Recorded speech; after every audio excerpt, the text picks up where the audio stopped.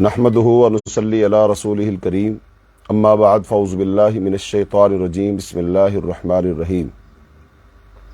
دورہ قرآن سے آج ہمارا سبق نمبر 18 ہے اور اس میں ہم 3 صورتوں کے مضامین کے خلاصے بیان کریں گے، سورہ کہف، سورہ مریم اور سورہ طٰہٰ۔ تو سورہ کہف یہ مکی صورت ہے اور اس کی 110 آیات ہیں، اور اس صورت کا جو مرکزی مضمون ہے وہ یہ ہے کہ زمین پر موجود تمام اشیاء کی رنگا رنگی زینت کا مقصد اور حکمت حسن عمل کا امتحان اور آزمائش ہے۔ توحید پر استقامت کی آزمائش، دولت، عزت اور افراد کی کثرت کی آزمائش، اموال و اولاد کی آزمائش، اقتدار کی آزمائش، دنیا پرستی سے بچ کر قرآن کی دعوت توحید و آخرت قبول کر لینی چاہیے۔ یہ سمجھداری، عقل مندی اور دانش مندی کا تقاضا یہی ہے۔ یہ بات سمجھانے کے لیے سب سے پہلے تو قرآن پاک کا تذکرہ ہے اور پھر اس میں اصحاب کہف کا واقعہ بیان کیا گیا ہے، جس کی مناسبت سے اس سورت کا نام سورہ کہف ہے۔ کہف کا معنی ہوتا ہے غار، تو غار والوں کا واقعہ بیان کیا گیا ہے، اور پھر اس کے ساتھ ساتھ 2 بڑے زمیندار تھے، 2 بڑے کسان تھے، ان کا واقعہ بیان کیا گیا ہے، اور پھر حضرت موسیٰ علیہ السلام اور خضر علیہ السلام کا واقعہ بیان کیا گیا ہے، اور اس میں قصہ ذوالقرنین کو بیان کیا گیا ہے، اور آخر میں پھر اختتام ہے، اور آخر میں اللہ تعالیٰ کی توحید کی ہی دعوت دی گئی ہے۔ اس صورت کا شان نزول یہ ہے کہ نبی صلی اللہ علیہ وسلم سے 3 سوالات کیے گئے تھے، 3 سوالات آپ سے پوچھے گئے تھے، اور ایسے سوالات اکثر و بیشتر جو مشرکین مکہ تھے یہ یہودیوں کی مشاورت سے نبی صلی اللہ علیہ وسلم سے یہ کیا کرتے تھے کہ وہ سوالات بتاتے تھے اور پھر یہ آ کر نبی صلی اللہ علیہ وسلم سے پوچھتے تھے، اور دونوں گروہوں کا مقصد یعنی یہودیوں کا مقصد بھی اور ان مشرکین مکہ کا مقصد بھی یہ ہوتا تھا کہ کسی طریقے سے ہم یہ ثابت کر سکیں کہ حضرت محمد صلی اللہ علیہ وسلم اللہ کے پیغمبر نہیں ہیں۔ ہم نے تو ان سے یہ بات پوچھی تھی، ان کو یہ بات بھی نہیں آئی، ان سے یہ بات پوچھی تھی، ان کو یہ بات بھی معلوم نہیں تھی۔ تو یہ سوالات مشرکین مکہ تو کر نہیں سکتے تھے، چونکہ ان کے پاس تو کوئی کتاب نہیں تھی، ان میں کوئی صاحب علم نہیں تھا، لیکن ایسے سوالات وہ یہودیوں سے مشورہ کر کے کیا کرتے تھے، اور یہودی جو تھے وہ ان کو پٹی پڑھایا کرتے تھے کہ یہ سوال پوچھو، یہ سوال پوچھو، یہ سوال پوچھو، اور دونوں گروہوں کا مقصد ایک ہی تھا۔ تو ایک سوال یہ تھا کہ پوچھئے اصحاب کہف کون ہے، اور دوسرا سوال یہ تھا کہ بھی خضر علیہ السلام کا قصہ کیا ہے، اور تیسرا سوال یہ تھا کہ ذوالقرنین کے بارے میں آپ پوچھیں ذوالقرنین کون ہے۔ تو اللہ رب العالمین نے سورہ کہف نازل کر کے ان تمام سوالوں کے جواب دیے، نہ صرف ان کے سوالات کے جواب دیے بلکہ اللہ رب العالمین نے اور بہت ساری سمجھنے کے لیے نصیحتیں اس میں اور واقعات اس میں نازل کر دیے کہ چلو کسی لحاظ سے ہی تم سمجھو۔ تو اب اس صورت میں اللہ رب العالمین نے خاص طور پر جو اصحاب کہف کا واقعہ بیان کیا ہے، اس کی حکمت یہی ہے کہ مکہ مکرمہ میں بھی مشکل حالات تھے، صحابہ کرام کو ایمان لانے کی وجہ سے وہ تکلیفوں میں ڈالا جا رہا تھا، مشکلات آ رہی تھی، پریشانیاں آ رہی تھیں، اور صحابہ کرام ظاہری بات ہے جب مشکلات پریشانیاں آتی ہیں کوئی بھی انسان بہرحال گھبراتا تو ہے۔ تو اللہ تعالیٰ نے ان کی تسلی کے لیے، ان کو سمجھانے کے لیے کہ تمہارے ساتھ نہیں ہو رہا، بلکہ اس سے پہلے بھی جب کبھی لوگ اللہ تعالیٰ کی توحید کا اقرار کرتے ہیں، اللہ تعالیٰ پر ایمان لے کر آتے ہیں، تو اس وقت لوگ ان کے مخالف ہوتے ہیں، پریشان ان کو کیا جاتا ہے۔ تو اللہ نے اصحاب کہف کا واقعہ بیان کیا، دیکھو تم سے پہلے یہ ہزاروں سال پہلے یہ واقعہ گزر چکا ہے کہ لوگ ایمان لائے تھے اور پھر لوگ ان کے مخالف ہو گئے تھے، بالآخر ان کو شہر چھوڑ کر کے ایک غار میں پناہ لینی پڑی تھی، تو اللہ پاک نے ان کو غار میں محفوظ کر دیا، بچا لیا۔ تو اس کا مطلب انہوں نے بھی ہجرت کی، انہوں نے بھی گھر بار چھوڑا، تو یہ اس طرف بھی اشارہ تھا کہ انہوں نے ہجرت کی، غار میں چلے گئے، تو تمہیں بھی یہاں سے ہجرت کرنا ہے اور کہیں اور چلے جانا ہے، اور وہ جگہ کہاں ہے وہ اللہ تعالیٰ نے مقرر کر دی تھی کہ مسلمان بالآخر مدینہ میں جائیں گے۔ تو یہ ساری باتیں اس کے اندر موجود ہیں۔ تو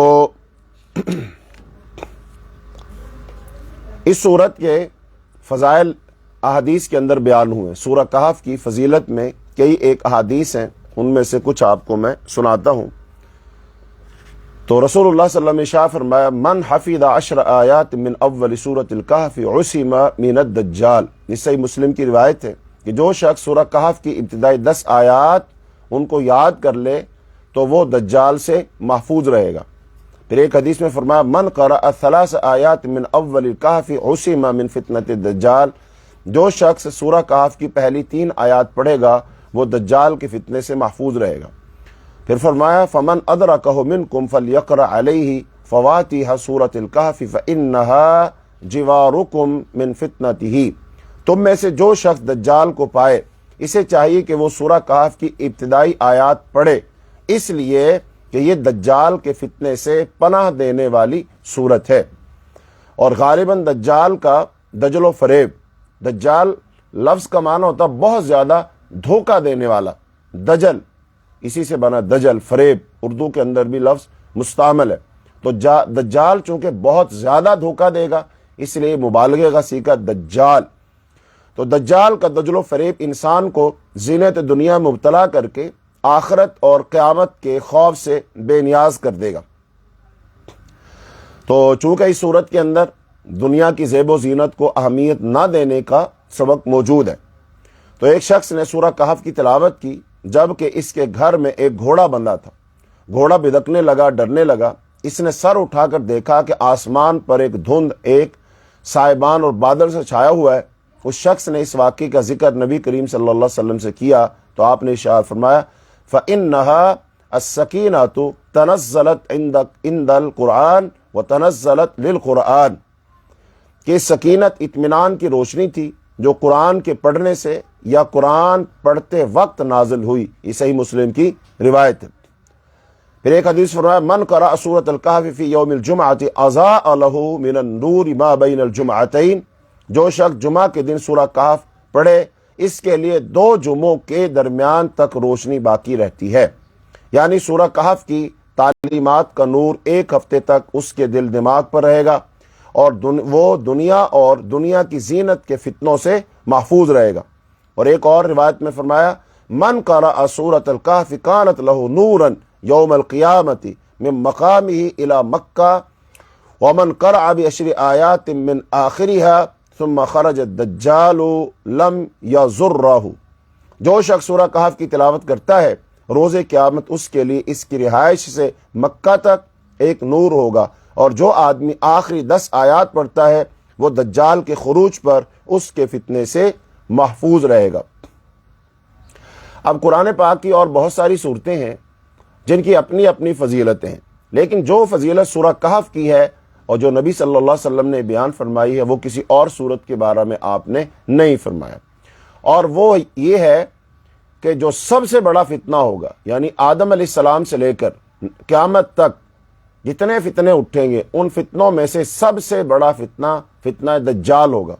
اور نبی صلی اللہ علیہ وسلم نے ارشاد فرمایا کہ ہر پیغمبر نے اس فتنہ دجال سے اپنے اپنے وقت میں اپنی اپنی قوم کو ڈرایا، حتیٰ کہ نبی صلی اللہ علیہ وسلم نے بھی ڈرایا. اور پھر امت مسلمہ کی خصوصیت یہ ہے کہ جو وہ فتنہ، وہ دجال جس سے تمام پیغمبروں نے اپنے اپنے وقت میں اپنی اپنی امتوں سے ڈرایا، وہ تو ظاہری بات ہے اس سے محفوظ ہو گئی. وہ ان کے دور میں تو اس کا خروج نہیں ہوا، وہ نہیں نکلا. لیکن یہ تو اب طے شدہ بات ہے کہ اس نے نکلنا ہے، اور اب جب نکلے گا تو اس کا پالا کس سے پڑے گا؟ وہ امت مسلمہ سے پڑے گا. تو مسلمانوں کو نبی صلی اللہ علیہ وسلم نے اس لحاظ سے خاص ہدایات دی ہیں کہ وہ بہت بڑا فتنہ ہوگا، اس سے بڑا کوئی فتنہ پیدا نہیں ہوا، پہلے انسانوں کو پیش نہیں آیا. لہذا اس سے محفوظ رہنا ہے تو سورہ کہف کی ابتدائی آیات، جیسا کہ احادیث وارد ہوئی ہیں، مختلف آیات، کسی میں 10 ہے، کسی میں 3 ہے، کسی میں شروع کا حصہ ہے، کسی میں آخر کا حصہ ہے. اور جو بندہ پھر اس کو پڑھ لے گا اللہ تعالیٰ اس کو نور اور روشنی عطا کر دیتا ہے.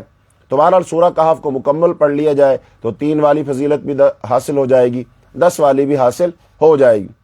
تو لہذا اس بہت بڑے فتنے سے اللہ رب العالمین ان لوگوں کو محفوظ رکھے گا. اچھا، اب اس صورت میں ایسا کیا ہے کہ جو باقی صورتوں میں نہیں ہے؟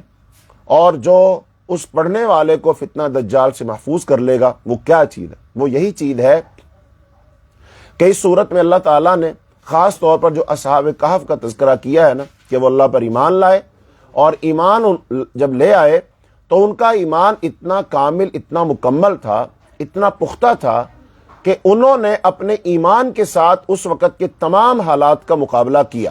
اب ان کے دور میں جو بادشاہ تھا وہ بہت ظالم جابر بادشاہ تھا، اور ان کی قوم بھی پھر ان کی دشمن ہو گئی، لہٰذا اب ان کے پاس کیا بچا؟ نہ ان کے پاس نہ گھر تھا، نہ رشتہ دار تھے، نہ انہیں کوئی جو افراد کی سپورٹ حاصل تھی، نہ ان کے پاس کوئی مال و دولت ہی تھا، کوئی علاقہ، کچھ بھی نہیں۔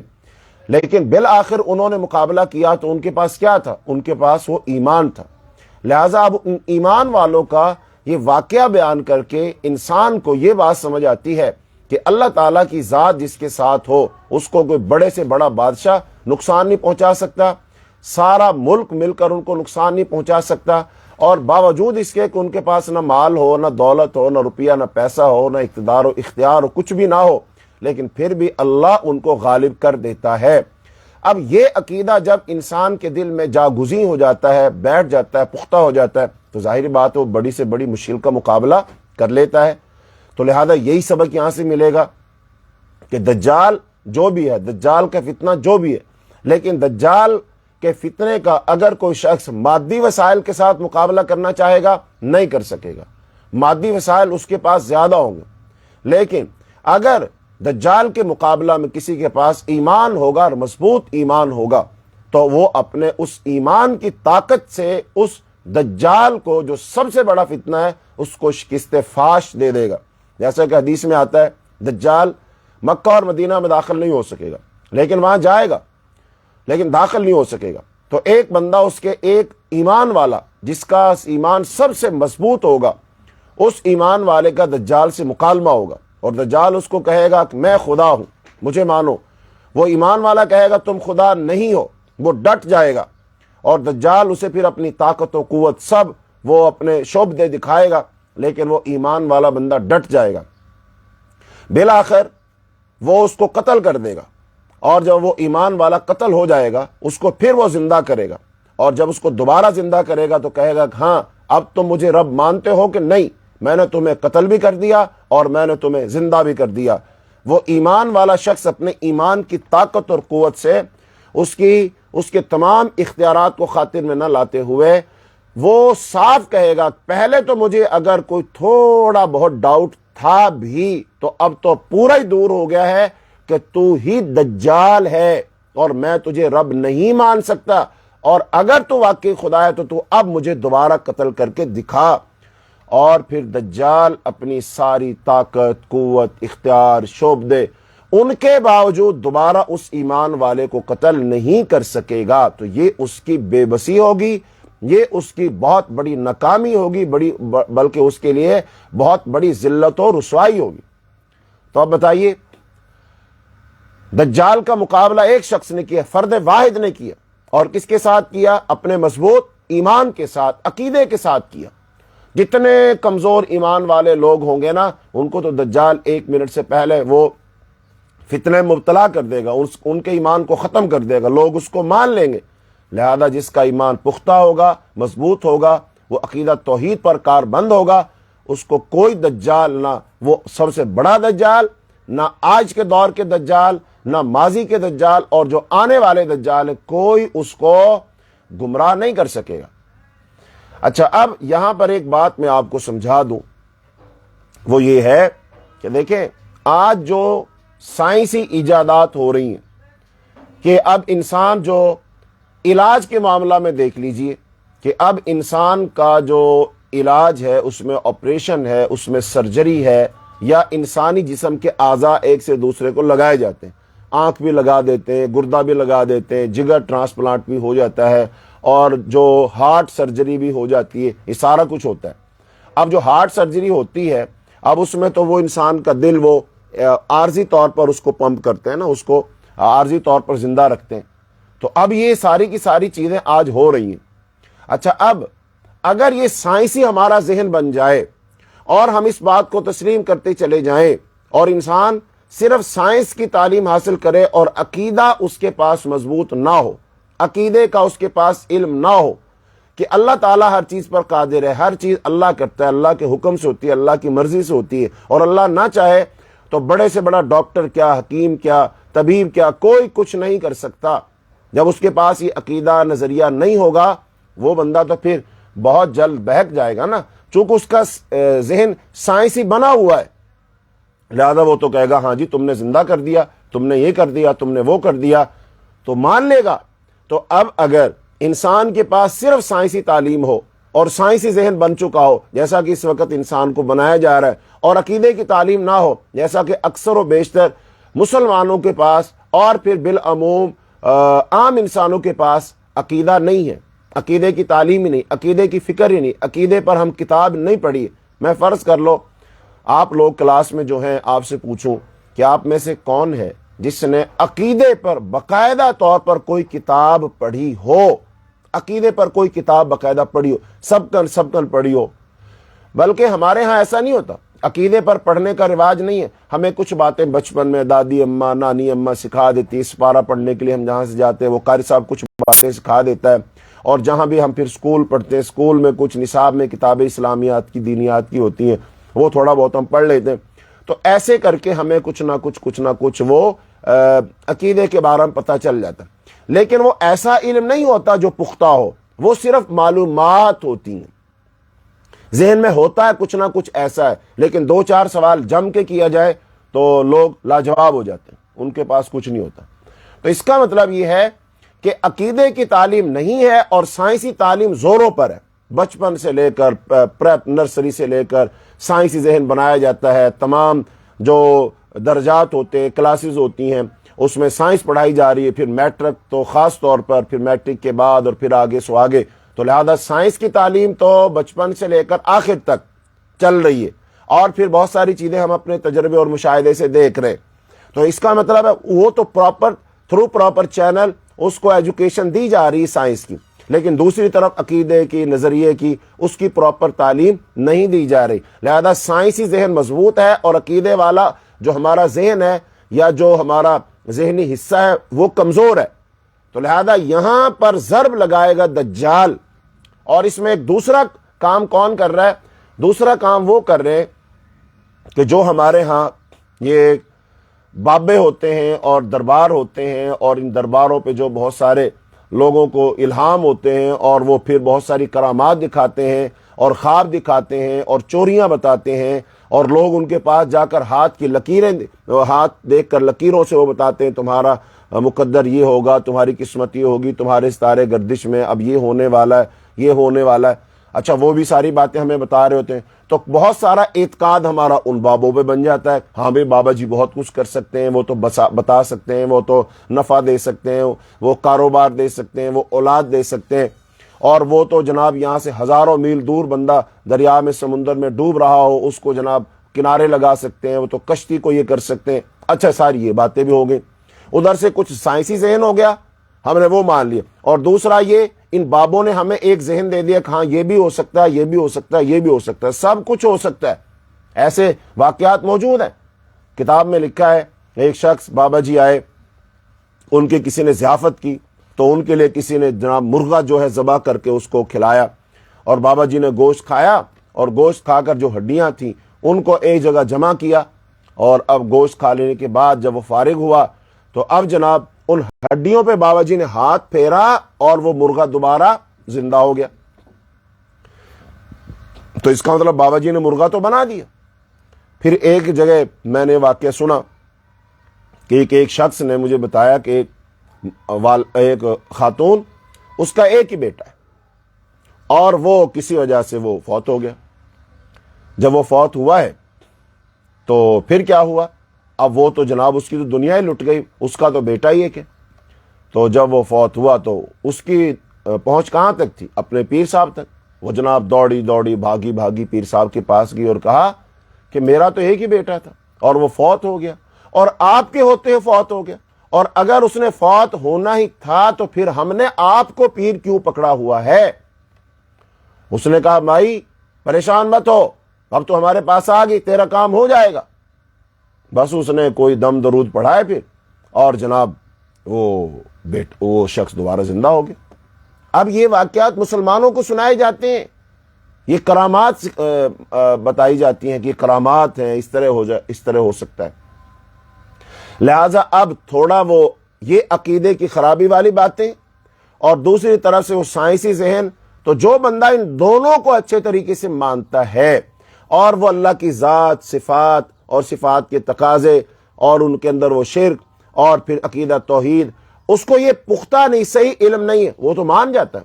اور جب دجال آئے گا اور وہ دجال آ کر کچھ کر کے دکھائے گا، وہ ہوا میں اڑ رہا ہے، فضا میں اڑ رہا ہے، قبروں سے مردے نکال رہا ہے، وہ بارشیں برسا رہا ہے، اور جو اس کے ماننے والے ہیں ان کے ہاں جناب رزق ان کو مل رہا ہے، کھیتیاں ان کے لہلہا رہی ہیں، کھانے پینے کا وافر سامان ہے، وہ بہت خوشحال ہے، تو یہ لوگ تو گئے پھر کام سے، چونکہ ان کا کافی سارا ذہن تو پہلے ہی بنا ہوا ہے، اور وہ کہہ دے گا میں ہی رب ہوں، میں ہی یہ سب کچھ کرتا ہوں، مجھ سے کوئی مطالبہ کرو، ڈیمانڈ کرو، تمہاری میں وہ پوری کر کے دکھاؤں۔ تو بہرحال جب اتنے سارے فتنے ہوں، یہ سائنسی فتنے ہوں، یہ شرک کے فتنے ہوں، پھر دجال آ جائے، پھر یہ اس کے فتنے ہوں، یہ سارے فتنے مل کر اس ایک انسان کے ایمان کو خراب کر دیں گے۔ تو لہذا ان تمام فتنوں سے مقابلہ کیا کرے گا؟ انسان کا ایمان اور عقیدہ اور نظریہ۔ لہذا میں آپ سب سے گزارش کرتا ہوں، دست بستہ گزارش کرتا ہوں کہ اپنے بچوں کو آپ جہاں دنیاوی تعلیم دلاتے ہیں اور اس کی فکر کرتے ہیں، ان کو دلائیے۔ میں اسے منع نہیں کرتا ہوں، روکتا نہیں ہوں، لیکن میں آپ سے یہ کہوں گا خاص طور پر اہتمام کر کے خود بھی اور اپنے بچوں کو بھی عقیدہ ضرور پڑھائیں، عقیدہ ضرور پڑھائیں، عقیدے کی کتاب خرید کر کے لائیں، اور آج کی کسی مولوی مفتی صاحب کی کتاب لکھی مت لانا۔ عقیدے پر کتابیں لکھی ہوئی آج سے 500 سال پہلے، 700 سال پہلے اور اس سے بھی پہلے۔ عقیدہ واسطیہ ایک کتاب ہے، معروف کتاب ہے، عقیدہ واسطیہ، اس عقیدے کی کتاب کو آپ پڑھو۔ کتاب التوحید پڑھو، کتاب التوحید صحیح بخاری کے اندر موجود ہے، وہ پڑھو۔ لہذا کتاب التوحید پڑھو، عقیدے کی کتابیں پڑھو اور اپنا عقیدہ مضبوط کرو، اور شرک جو ہے اپنے عقیدے سے نکالو، تو پھر انشاءاللہ الرحمن آپ اپنی اولاد کے حوالے سے، اپنے حوالے سے اپنی ذمہ داری پوری کر دیں گے کہ آپ اپنی اولاد کو وہ جو بیسک علم تھا، عقیدے کا علم تھا، وہ بھی آپ نے دے دیا، دنیاوی علم بھی دیا اور عقیدے کا علم بھی دیا۔ لہذا اب یہ دونوں چیزوں کے اندر توازن آ جائے گا۔ وہ بندہ کہیں بھی عقیدے میں ٹھوکر نہیں کھائے گا، وہ شرک نہیں کرے گا، وہ کسی فتنے میں مبتلا نہیں ہوگا، کسی وہ شیطان کے جال کا شکار وہ نہیں ہوگا۔ جہاں کہیں بھی کوئی ایسی بات ہوگی وہ انشاءاللہ اپنے ایمان کا دفاع کرے گا، چونکہ ایمان ہی وہ دولت ہے کہ جس کو اگر انسان دنیا سے لے کر چلا گیا تو اخروی ساری منزلیں ان میں وہ کامیاب ہو جائے گا، اور جس کے پاس ایمان نہ ہوا اس کا دنیا سے اس کی آنکھ بند کر لینے کے بعد، فوت ہو جانے کے بعد مشکلات ہی مشکلات، پریشانی، وہ قبر میں ہوں، وہ حشر میں ہوں، وہ پل صراط پر ہوں، وہ جہنم میں ہوں، وہ پریشانیاں ہی پریشانی۔ تو بہرحال اللہ رب العالمین نے سورہ کہف میں یہ واقعہ بیان کر کے یہ عقیدہ جو ہے نا وہ پختہ کیا ہے۔ تمہارے سامنے کوئی بھی ہو اسے ڈرنا نہیں، خوف زدہ نہیں ہونا، گھبرانا نہیں، اپنے اللہ پر بھروسہ کرنا ہے، توکل کرنا ہے، اسی سے دعا مانگنی ہے، اسی کی طرف رجوع کرنا ہے، اسی سے چمٹنا ہے۔ وہی مددگار ہے، وہی مشکل کشا ہے، وہی حاجت روا ہے، وہی بگڑیاں بنانے والا ہے۔ لہذا اس کے ساتھ مضبوطی سے چمٹ جاؤ، اللہ کی طرف رجوع کر لو، اللہ کی طرف پلٹ آؤ، یہی اس کے اندر سبق ہے۔ تو لہذا سورہ کہف میں لفظ زینت کا استعمال اللہ رب العالمین نے کیا ہے، اور فرمایا زمین ساری جو ہے نا زینت ہے، زمین کی ساری زینت کا مقصد انسان کے حسن عمل کی آزمائش ہے۔ یہی اس صورت کا مرکزی مضمون بھی ہے۔ فرمایا انا جعلنا ما علی الارض زینۃ لہا لنبلوہم ایہم احسن عملا۔ پھر رسول اللہ صلی اللہ علیہ وسلم کو 3 ہدایات دی گئی ہیں۔ نمبر 1 صحابہ سے چمٹے رہنے، نمبر 2 دنیا کی زینت سے بچنے، اور نمبر 3 کافر قیادت سے نہ دبنے کی ہدایت کی گئی ہے۔ فرمایا ترید زینت الحیات الدنیا ولا تطع من اغفلنا قلبہ عن ذکرنا واتبع ہواہ وکان امرہ فرطا۔ اور پھر مال اور اولاد بھی دنیاوی زندگی کی زینت میں، المال والبنون زینت الحیات الدنیا والباقیات الصالحات خیر عند ربک ثوابا وخیر املا۔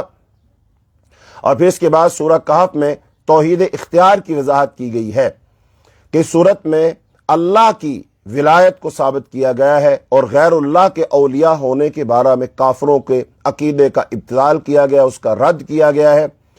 تو فرمایا جس کو اللہ گمراہ کر دے اس کے لیے کوئی ولی اور مرشد نہیں ہو سکتا، لوگوں کے لیے اللہ کے علاوہ کوئی ولی نہیں، وہ اپنے احکامات میں کسی کو شریک نہیں کرتا۔ مغرور زمیندار کے باغ کی تباہی کے بعد ثابت ہوا کہ ولایت اللہ ہی کا حق ہے، اور فرمایا کیا تم لوگوں نے اللہ کو چھوڑ کر شیطان کی ذریت کو اولیاء بنا لیا ہے، حالانکہ وہ تمہارا دشمن ہے۔ تم نے کتنا بدترین متبادل اختیار کیا ہے، یعنی اللہ جو حقیقی تمہارا ولی ہے، کارساز ہے، اس کو چھوڑا اور شیطان کو لیا، تو یہ تمہارا انتخاب بہت برا ہے۔ اللہ کو چھوڑ کر اللہ کے بندوں کو اولیاء بنانے والے کافروں کے لیے جہنم ہے۔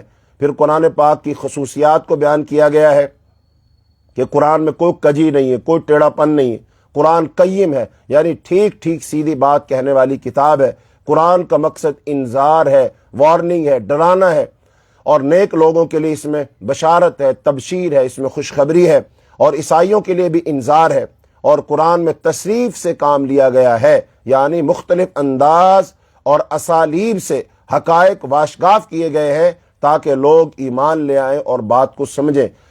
بات ایک ہوتی ہے، مثلا توحید کی بات ہے، اس کو مختلف انداز سے، مختلف اسالیب سے سمجھانے کی کوشش کی گئی۔ چلو اس طریقے سے بات نہیں سمجھ آئی تو چلو اس طریقے سے بات سمجھ آ جائے، چونکہ اللہ تعالیٰ تو انسان کو سمجھانا چاہتا ہے، اس کو راہ راست پر لانا چاہتا ہے، اس کو عقیدہ اس کا ٹھیک کرنا چاہتا ہے، لیکن اللہ تعالیٰ چاہتا ضرور ہے لیکن زبردستی نہیں کرتا، چونکہ اللہ تعالیٰ کا طریقہ نہیں۔ زبردستی اللہ کرنا چاہے تو سب کچھ ممکن ہے، لیکن اللہ زبردستی ان کے بارے میں نہیں کرتا ہے۔ پھر سورہ کہف میں یہ مضمون بھی بیان کیا گیا ہے کہ آزادی مذہب ہے، یعنی جو شخص دنیا میں جو چاہے مذہب اختیار کر لے، ٹھیک ہے، کوئی مسئلہ نہیں ہے۔ اگر اس نے وہی مذہب اختیار کیا جو صحیح ہے تو ٹھیک ہے، اس کو قیامت کے دن اس کا فائدہ دے گا، اور اگر اس نے وہ اختیار نہ کیا تو پھر اس کو وہ فائدہ نہیں دے گا۔ تو فرمایا جو چاہے ایمان لے آئے اور جو چاہے انکار کرے، فمن شاء فلیؤمن ومن شاء فلیکفر۔ اور پھر فرمایا یرجموکم او یعیدوکم فی ملتہم سے معلوم ہوتا ہے کہ اگر وہ نوجوان غار میں نہ چھپتے تو ان نوجوانوں کو سنگسار ہو جانا پڑتا، یا دوبارہ توحید چھوڑ کر پرانا مذہب اختیار کر لینا پڑتا۔ انہیں مذہبی آزادی میسر نہیں تھی، ہونی تو چاہیے تھی لیکن نہیں تھی۔ پھر اس کے بعد سورہ کہف میں دنیا کی زندگی جو ہے اس کا بیان کیا گیا ہے۔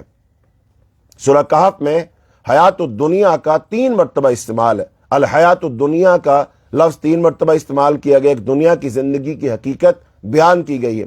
فرمایا دنیا کی زندگی اس کھیتی کی طرح ہے جو سوکھ کر خشک ہو جائے اور ہوائیں اسے اڑا لے جائیں۔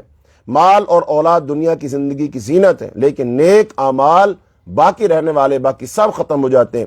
وہ لوگ جن کی ساری سرگرمیاں صرف دنیا کی زندگی کے لیے ہوتی ہیں، وہ اعمال کے لحاظ سے زیادہ خسارے میں ہوتے ہیں اور غلط فہمی میں رہتے ہیں کہ ہم بہت اچھا کر رہے ہیں۔ پھر سورہ کہف میں لقاء یعنی ملاقات رب کو بیان کیا گیا ہے، اللہ تعالیٰ کی ملاقات، اللہ تعالیٰ سے ملاقات۔ تو ملاقات رب کے جو منکرین تھے، تو ملاقات رب، لقاء کے منکرین کے اعمال ضائع ہو جائیں گے اور قیامت کے دن ان کا کوئی وزن نہیں ہوگا۔ اور ملاقات رب کے امیدوار کے لیے ضروری ہے کہ وہ شرک چھوڑ کر صالح اعمال کرے۔ جس نے بھی شرک کیا ہوگا اللہ کی ذات میں، صفات کے تقاضوں میں، اس کو اللہ تعالیٰ کی ملاقات میسر نہیں ہوگی۔ وہ اللہ تعالیٰ کا جلال والا چہرہ، نورانی چہرہ بغیر پردوں کے براہ راست نہیں دیکھ سکے گا، حالانکہ یہ جنت کی سب سے بڑی نعمت ہوگی جو اللہ اپنے ان خاص بندوں کو عطا فرمائے گا کہ سارے نور کے پردے ہٹا کر اللہ براہ راست ان کو اپنا دیدار کروائے گا۔ پھر سورہ کہف میں احوال قیامت کو بیان کیا گیا ہے کہ اللہ کا وعدہ سچا ہے، قیامت کے بارے میں شک نہیں ہونا چاہیے۔ روز قیامت پہاڑ چلائے جائیں گے اور زمین برہنہ ہوگی، لوگ صف بستہ اللہ کے ہاں پیش کیے جائیں گے، نامہ اعمال کو دیکھ کر کہیں گے عجیب کتاب ہے، اس میں کوئی چھوٹی بڑی چیز درج ہونے سے رہ نہیں گئی۔ اللہ حکم دے گا کہ شرکاء کو پکارو، وہ داد رسی نہیں کر سکیں گے۔ روز قیامت مضبوط بند بھی ریزہ ریزہ کر دیے جائیں گے۔ تو یہ سورہ کہف کے مضامین کا ایک سرسری سا جائزہ ہے۔ اب سورہ کہف کی جو آیات ہیں ان کا ترجمہ میں آپ کے سامنے پیش کرتا ہوں، آپ ان کو سنیں۔ یہ ساری باتیں اب آپ کو اس سے خود بخود سمجھ آتی چلی جائیں گی۔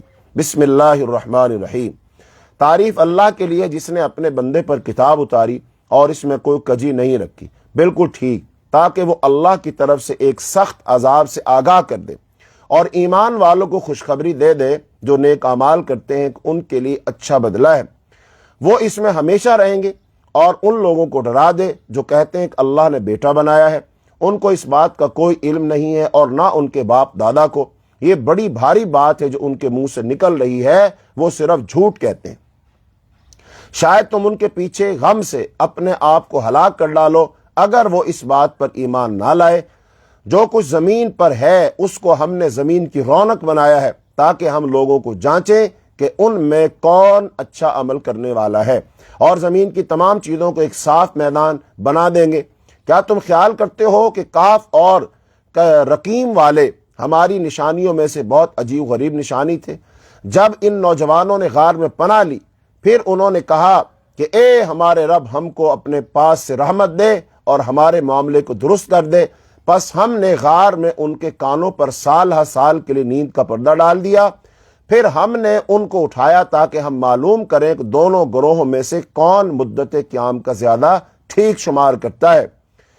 ہم تم کو ان کا اصل قصہ سناتے ہیں۔ وہ کچھ نوجوان تھے جو اپنے رب پر ایمان لائے اور ہم نے ان کی ہدایت میں مزید ترقی دی، اور ہم نے ان کے دلوں کو مضبوط کر دیا جب وہ اٹھے اور کہا کہ ہمارا رب وہی ہے جو آسمانوں اور زمین کا رب ہے، ہم اس کے سوا کسی دوسرے معبود کو نہ پکاریں گے۔ اگر ہم ایسا کریں تو ہم بہت بیجا بات کریں گے۔ یہ ہماری قوم کے لوگوں نے اس کے سوا دوسرے معبود بنا رکھے ہیں، یہ ان کے حق میں واضح دلیل کیوں نہیں لاتے؟ پھر اس شخص سے بڑا ظالم اور کون ہوگا جو اللہ پر جھوٹ باندھے؟ اور جب تم ان لوگوں سے الگ ہو گئے اور ان کے معبودوں سے جن کو وہ خدا کے سوا عبادت کرتے ہیں، تو اب چل کر غار میں پناہ لو، تمہارا رب تمہارے اوپر اپنی رحمت پھیلائے گا اور تمہارے کام کے لیے سر و سامان مہیا کرے گا۔ اور تم سورج کو دیکھتے کہ جب وہ طلوع ہوتا ہے تو ان کے غار سے دائیں جانب کو بچا رہتا ہے، اور جب ڈوبتا ہے تو ان سے بائیں طرف کو کترا جاتا ہے، اور وہ غار کے اندر ایک وسیع جگہ میں ہے۔ یہ اللہ کی نشانیوں میں سے ہے۔ جس کو اللہ ہدایت دے وہی ہدایت پانے والا ہے، اور جس کو اللہ بے راہ کر دے تو تم اس کے لیے کوئی مددگار راہ بتانے والا نہ پاؤ گے۔ اور تم انہیں دیکھ کر یہ سمجھتے کہ وہ جاگ رہے، حالانکہ وہ سو رہے تھے۔ ہم ان کو دائیں اور بائیں کروٹ بدلواتے رہتے تھے، اور ان کا کتا غار کے دھانے پر دونوں ہاتھ پھیلائے ہوئے بیٹھا تھا۔ اگر تم ان کو جھانک کر دیکھتے تو ان سے پیٹھ پھیر کر بھاگ کھڑے ہوتے، اور تمہارے اندر ان کی دہشت بیٹھ جاتی۔ اور اسی طرح ہم نے ان کو جگایا تاکہ وہ آپس میں پوچھ گچھ کرے۔ ان میں سے ایک کہنے والے نے کہا، تم کتنی دیر یہاں ٹھہرے؟ انہوں نے کہا، ہم 1 دن یا 1 دن سے بھی کم ٹھہرے ہوں گے۔ وہ بولے، اللہ ہی بہتر جانتا ہے کہ تم کتنی دیر یہاں رہے۔ بس اپنے میں سے کسی کو یہ چاندی کا سکہ دے کر شہر بھیجو، بس وہ دیکھے کہ پاکیزہ کھانا کہاں ملتا ہے، اور تمہارے لیے اس میں سے کچھ کھانا لائے، اور وہ نرمی سے جائے اور کسی کو تمہاری خبر نہ ہونے دے۔ اگر وہ تمہاری خبر وہ پا جائیں گے تو تم کو پتھروں سے مار ڈالیں گے یا تم کو اپنے دین میں لوٹائیں گے، اور پھر تم کبھی فلاح نہ پاؤ گے۔ اور اس طرح ہم نے ان پر لوگوں کو مطلع کر دیا تاکہ لوگ جان لیں کہ اللہ کا وعدہ سچا ہے، اور یہ کہ قیامت میں کوئی شک نہیں۔ جب لوگ آپس میں ان کے معاملے میں جھگڑ رہے تھے، پھر کہنے لگے، ان کے غار پر ایک عمارت بنا دو، ان کا رب ان کو خوب جانتا ہے۔ جو لوگ ان کے معاملہ میں غالب آئے انہوں نے کہا کہ ہم ان کے غار پر ایک عبادت گاہ بنائیں گے۔ کچھ لوگ کہیں گے کہ وہ 3 تھے اور چوتھا ان کا کتا تھا، اور کچھ لوگ کہیں گے وہ 5 تھے اور چھٹا ان کا کتا تھا۔ یہ لوگ بے تحقیق بات کر رہے ہیں۔ اور کچھ لوگ کہیں گے کہ وہ 7 تھے اور 8واں ان کا کتا تھا۔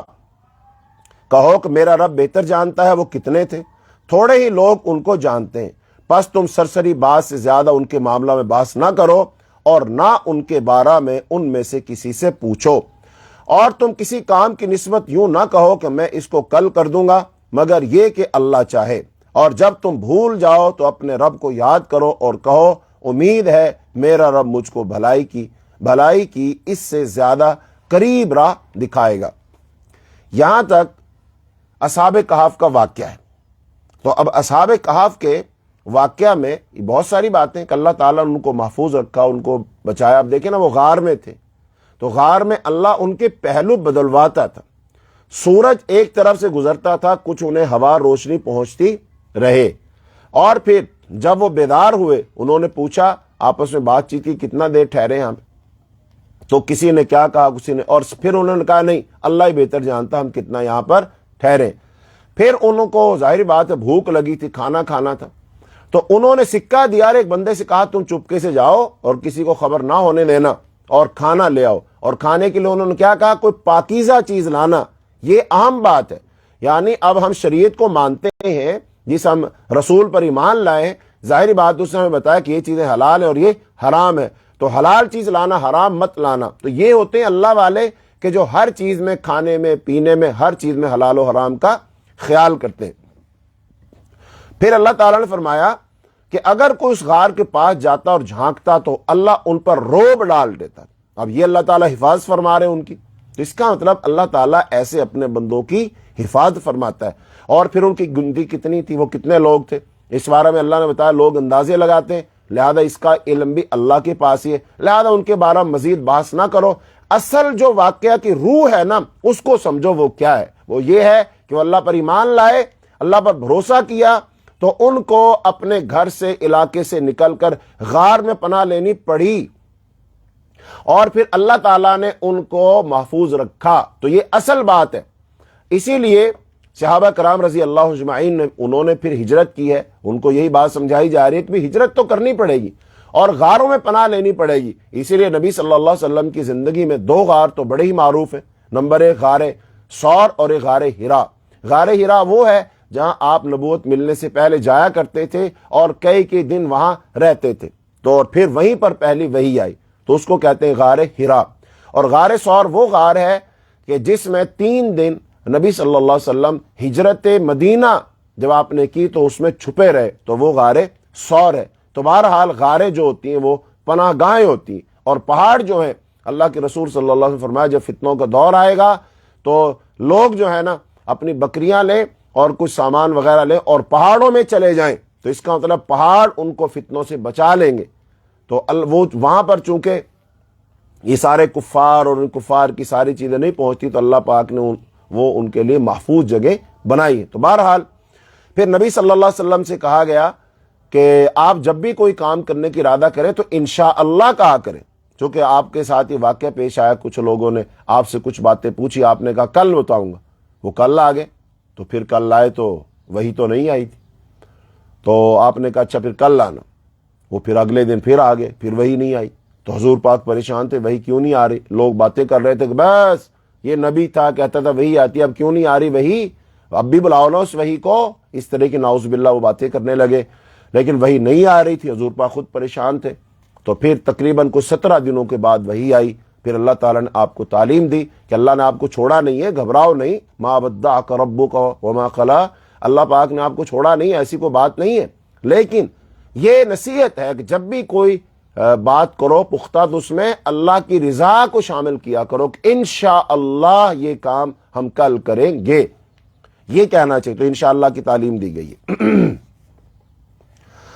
اور پھر آگے فرمایا اور وہ لوگ اپنے غار میں 300 سال رہے، کچھ مدت کے شمار میں سال اور بڑھ گئے، یعنی 300 سال سے کچھ زیادہ۔ کہو کہ اللہ ان کے رہنے کی مدت کو زیادہ جانتا ہے، آسمانوں اور زمین کا غیب اس کے علم میں ہے، کیا خوب ہے وہ دیکھنے والا اور سننے والا، خدا کے سوا ان کا کوئی مددگار نہیں اور نہ اللہ کسی کو اپنے اختیار میں شریک کرتا ہے۔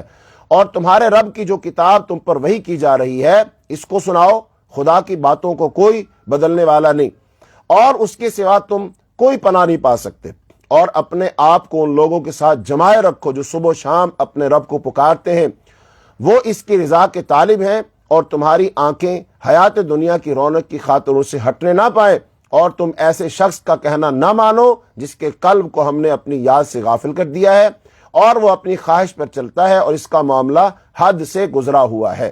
ان آیات میں یہ فرمایا کہ جو لوگ اللہ والے ہیں، صحیح عقیدے اور نظریے والے ہیں، بھلے غریب ہیں، فقیر فقراء ہیں، لہذا ان کے ساتھ رہو، اور جو مال و دولت والے لوگ ہیں اور لیکن فتنہ پرور لوگ ہیں، غلط عقائد اور نظریات والے لوگ ہیں، ان کے ساتھ اٹھنا بیٹھنا نہ رکھو۔ ہاں اگر دعوت دینی ہو تو ٹھیک ہے، اس کے علاوہ نہیں ہونا چاہیے اٹھنا بیٹھنا ان کے ساتھ۔ پھر فرمایا اور کہو کہ یہ حق ہے تمہارے رب کی طرف سے، بس جو شخص چاہے اسے مانے اور جو شخص چاہے نہ مانے۔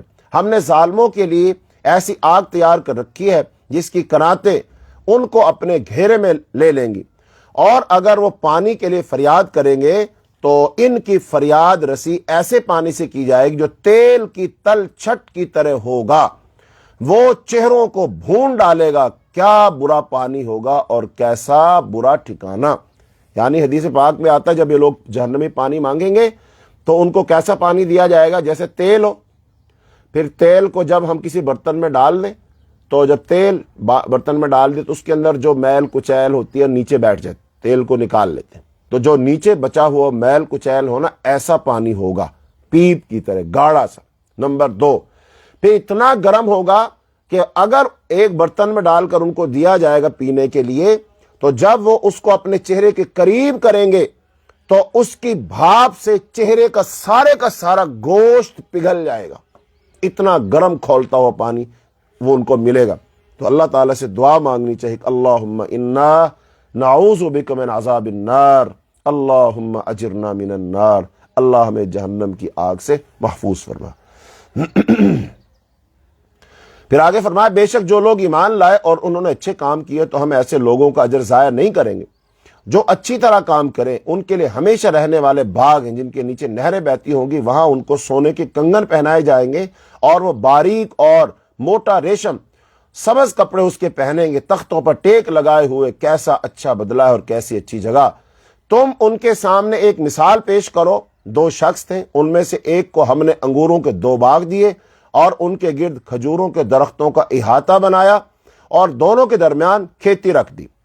دونوں باغ اپنا پورا پھل لائے، ان میں کچھ کمی نہیں کی، اور دونوں باغوں کے بیچ ہم نے نہر جاری کر دی، اور اس کو خوب پھل ملا تو اس نے اپنے ساتھی سے بات کرتے ہوئے کہا میں تجھ سے مال میں زیادہ ہوں اور تعداد میں بھی زیادہ طاقتور ہوں۔ وہ اپنے باغ میں داخل ہوا اور وہ اپنے آپ پر ظلم کر رہا تھا۔ اس نے کہا کہ میں نہیں سمجھتا کہ یہ کبھی برباد ہو جائے گا، اور میں نہیں سمجھتا کہ قیامت کبھی آئے گی، اور اگر میں اپنے رب کی طرف لوٹا دیا گیا تو ضرور اس سے زیادہ اچھی جگہ مجھ کو ملے گی۔ یہ تھا اس کا نظریہ کہ قیامت ہی نہیں آئے گی۔ اور دوسرا کیا تھا کہ میں بھلے آخرت کو نہیں مانتا، میں عقیدہ یہ نہیں والا رکھتا جو تم رکھتے ہو، لیکن یہ بات پکی ہے کہ دنیا میں بھی مجھے مال و دولت ملا ہے نا، یہ باغ ملا ہے، ٹھاٹ واٹ کی زندگی ملی ہے نا، اگر تم کہتے ہو قیامت آئے گی اس کے بعد مجھے جینا پڑے گا تو یاد رکھنا وہاں بھی مجھے اچھی زندگی ملے گی۔ یعنی بہت سارے لوگ اس غلط فہمی میں مبتلا ہوتے ہیں کہ دیکھو اللہ ہم سے راضی ہے تو اللہ نے ہمیں مال و دولت دیا ہوا ہے نا، حالانکہ وہ نہ نماز پڑھے، نہ روزہ رکھے، نہ عقیدہ اپنائے، شراب پیئے، زنا کرے، جھوٹ بولے، دھوکہ دیں، اور 100 قسم کے گناہ ان کے اندر ہیں۔ مسجد ایک دفعہ نہیں جاتے، اچھا روزے وہ نہیں رکھتے۔ جب ان سے کہا جائے ارے بھائی اللہ سے ڈر جاؤ، اللہ تمہیں تباہ کر دے گا، ہلاک کر دے گا، عذاب آ جائے گا، کہتے چلو اپنا کام کرو۔ ایسے ڈراتے رہتے ہیں ہمیں۔ اور دیکھو اللہ پاک نے ہمیں اتنا مال و دولت دیا ہوا ہے، اللہ پاک ہم سے راضی ہے تو دیا ہوا ہے نا۔ اور تم اپنی طرف دیکھو، تم آئے بڑے اللہ والے، بڑے ہمیں ڈرانے والے، بڑے نمازی متقی پرہیزگار، گھر تم اچھا بنا نہیں سکے، تمہارے پاس نہ جاب ہے، نہ گھر ہے، نہ مال و دولت ہے، کچھ بھی تمہارے پاس ہے نہیں، اور کہتے ہو اللہ تمہارے ساتھ ہے۔ جو اللہ تمہارے ساتھ ہوتا تمہارا یہ حال ہوتا، اللہ ہمارے ساتھ۔ اور بعض دفعہ وہ موج مستی میں آ کر تکبر سے یہ بات بھی کہہ دیتے ہیں، کہتے ہیں اللہ نے یہاں بھی ہمیں ہی دیا ہوا ہے، اللہ کا فضل ہم پر ہے، یہاں اچھا کھاتے پیتے ہیں، زندگی گزارتے ہیں، جنت میں بھی اللہ ہمیں ہی دے گا، نہ تمہیں یہاں کچھ ملا نہ تمہیں وہاں کچھ ملے۔ یہ سوچ ہے لوگوں کی، یہی سوچ اس بندے کی تھی کہ دیکھو اللہ نے باغ دیا ہوا ہے، اتنا خوبصورت ہے، اچھا کھاتا ہوں پیتا ہوں فلاں فلاں. تو دوسرا جو بندہ تھا وہ صحیح عقیدے والا، صحیح نظریے والا، صحیح ایمان والا، اللہ والا تھا، لیکن اس سے ذرا مال میں کم تھا. تو اب آگے سے وہ اس کو کیا کہتا ہے. تو اس کے ساتھی نے بات کرتے ہوئے کہا کیا تم اس ذات سے انکار کر رہے ہو جس نے تم کو مٹی سے بنایا، پھر پانی کی ایک بوند سے، پھر تم کو پورا آدمی بنا دیا. لیکن میرا رب تو وہی اللہ ہے اور میں اپنے رب کے ساتھ کسی کو شریک نہیں ٹھہراتا. اور جب تم اپنے باغ میں داخل ہوئے تو تم نے کیوں نہ کہا کہ جو اللہ چاہتا ہے وہی ہوتا ہے، اللہ کے بغیر کسی میں کوئی قوت نہیں. اگر تم دیکھتے ہو کہ میں مال اور اولاد میں تم سے کم ہوں تو امید ہے کہ میرا رب مجھ کو تمہارے باغ سے بہتر باغ دے دے اور تمہارے باغ پر آسمان سے کوئی آفت بھیج دے جس سے وہ باغ صاف میدان ہو کر رہ جائے یا اس کا پانی خشک ہو جائے، پھر تم اس کو کسی طرح نہ پا سکو. اور اس کے پھل پر آفت آئی تو جو کچھ اس نے اس پر خرچ کیا تھا اس پر وہ ہاتھ ملتا رہ گیا اور وہ باغ اپنی وہ کٹے ہوئے درخت جو ہوتے ہیں ڈنٹل، وہ ان پر گرا ہوا پڑا تھا اور وہ کہنے لگا اے کاش میں اپنے رب کے ساتھ کسی کو شریک نہ ٹھہراتا. اور اس کے پاس کوئی جتھا نہ تھا جو خدا کے سوا اس کی مدد کرتا اور نہ وہ خود بدلہ لینے والا بن سکا. یہاں سارا اختیار صرف خدا برحق کا ہے، وہ بہترین اجر اور بہترین انجام والا ہے. تو یہ بات اب بتا دی گئی نا کہ کامیاب کون ہوا. وہ بندہ جو تھوڑے مال والا تھا لیکن عقیدہ ٹھیک تھا، وہ بچ گیا، کامیاب ہو گیا. اور جس کا مال زیادہ تھا اور اس کے پاس افراد زیادہ تھے لیکن اس کا عقیدہ ٹھیک نہیں تھا، وہ تباہ و برباد ہو گیا.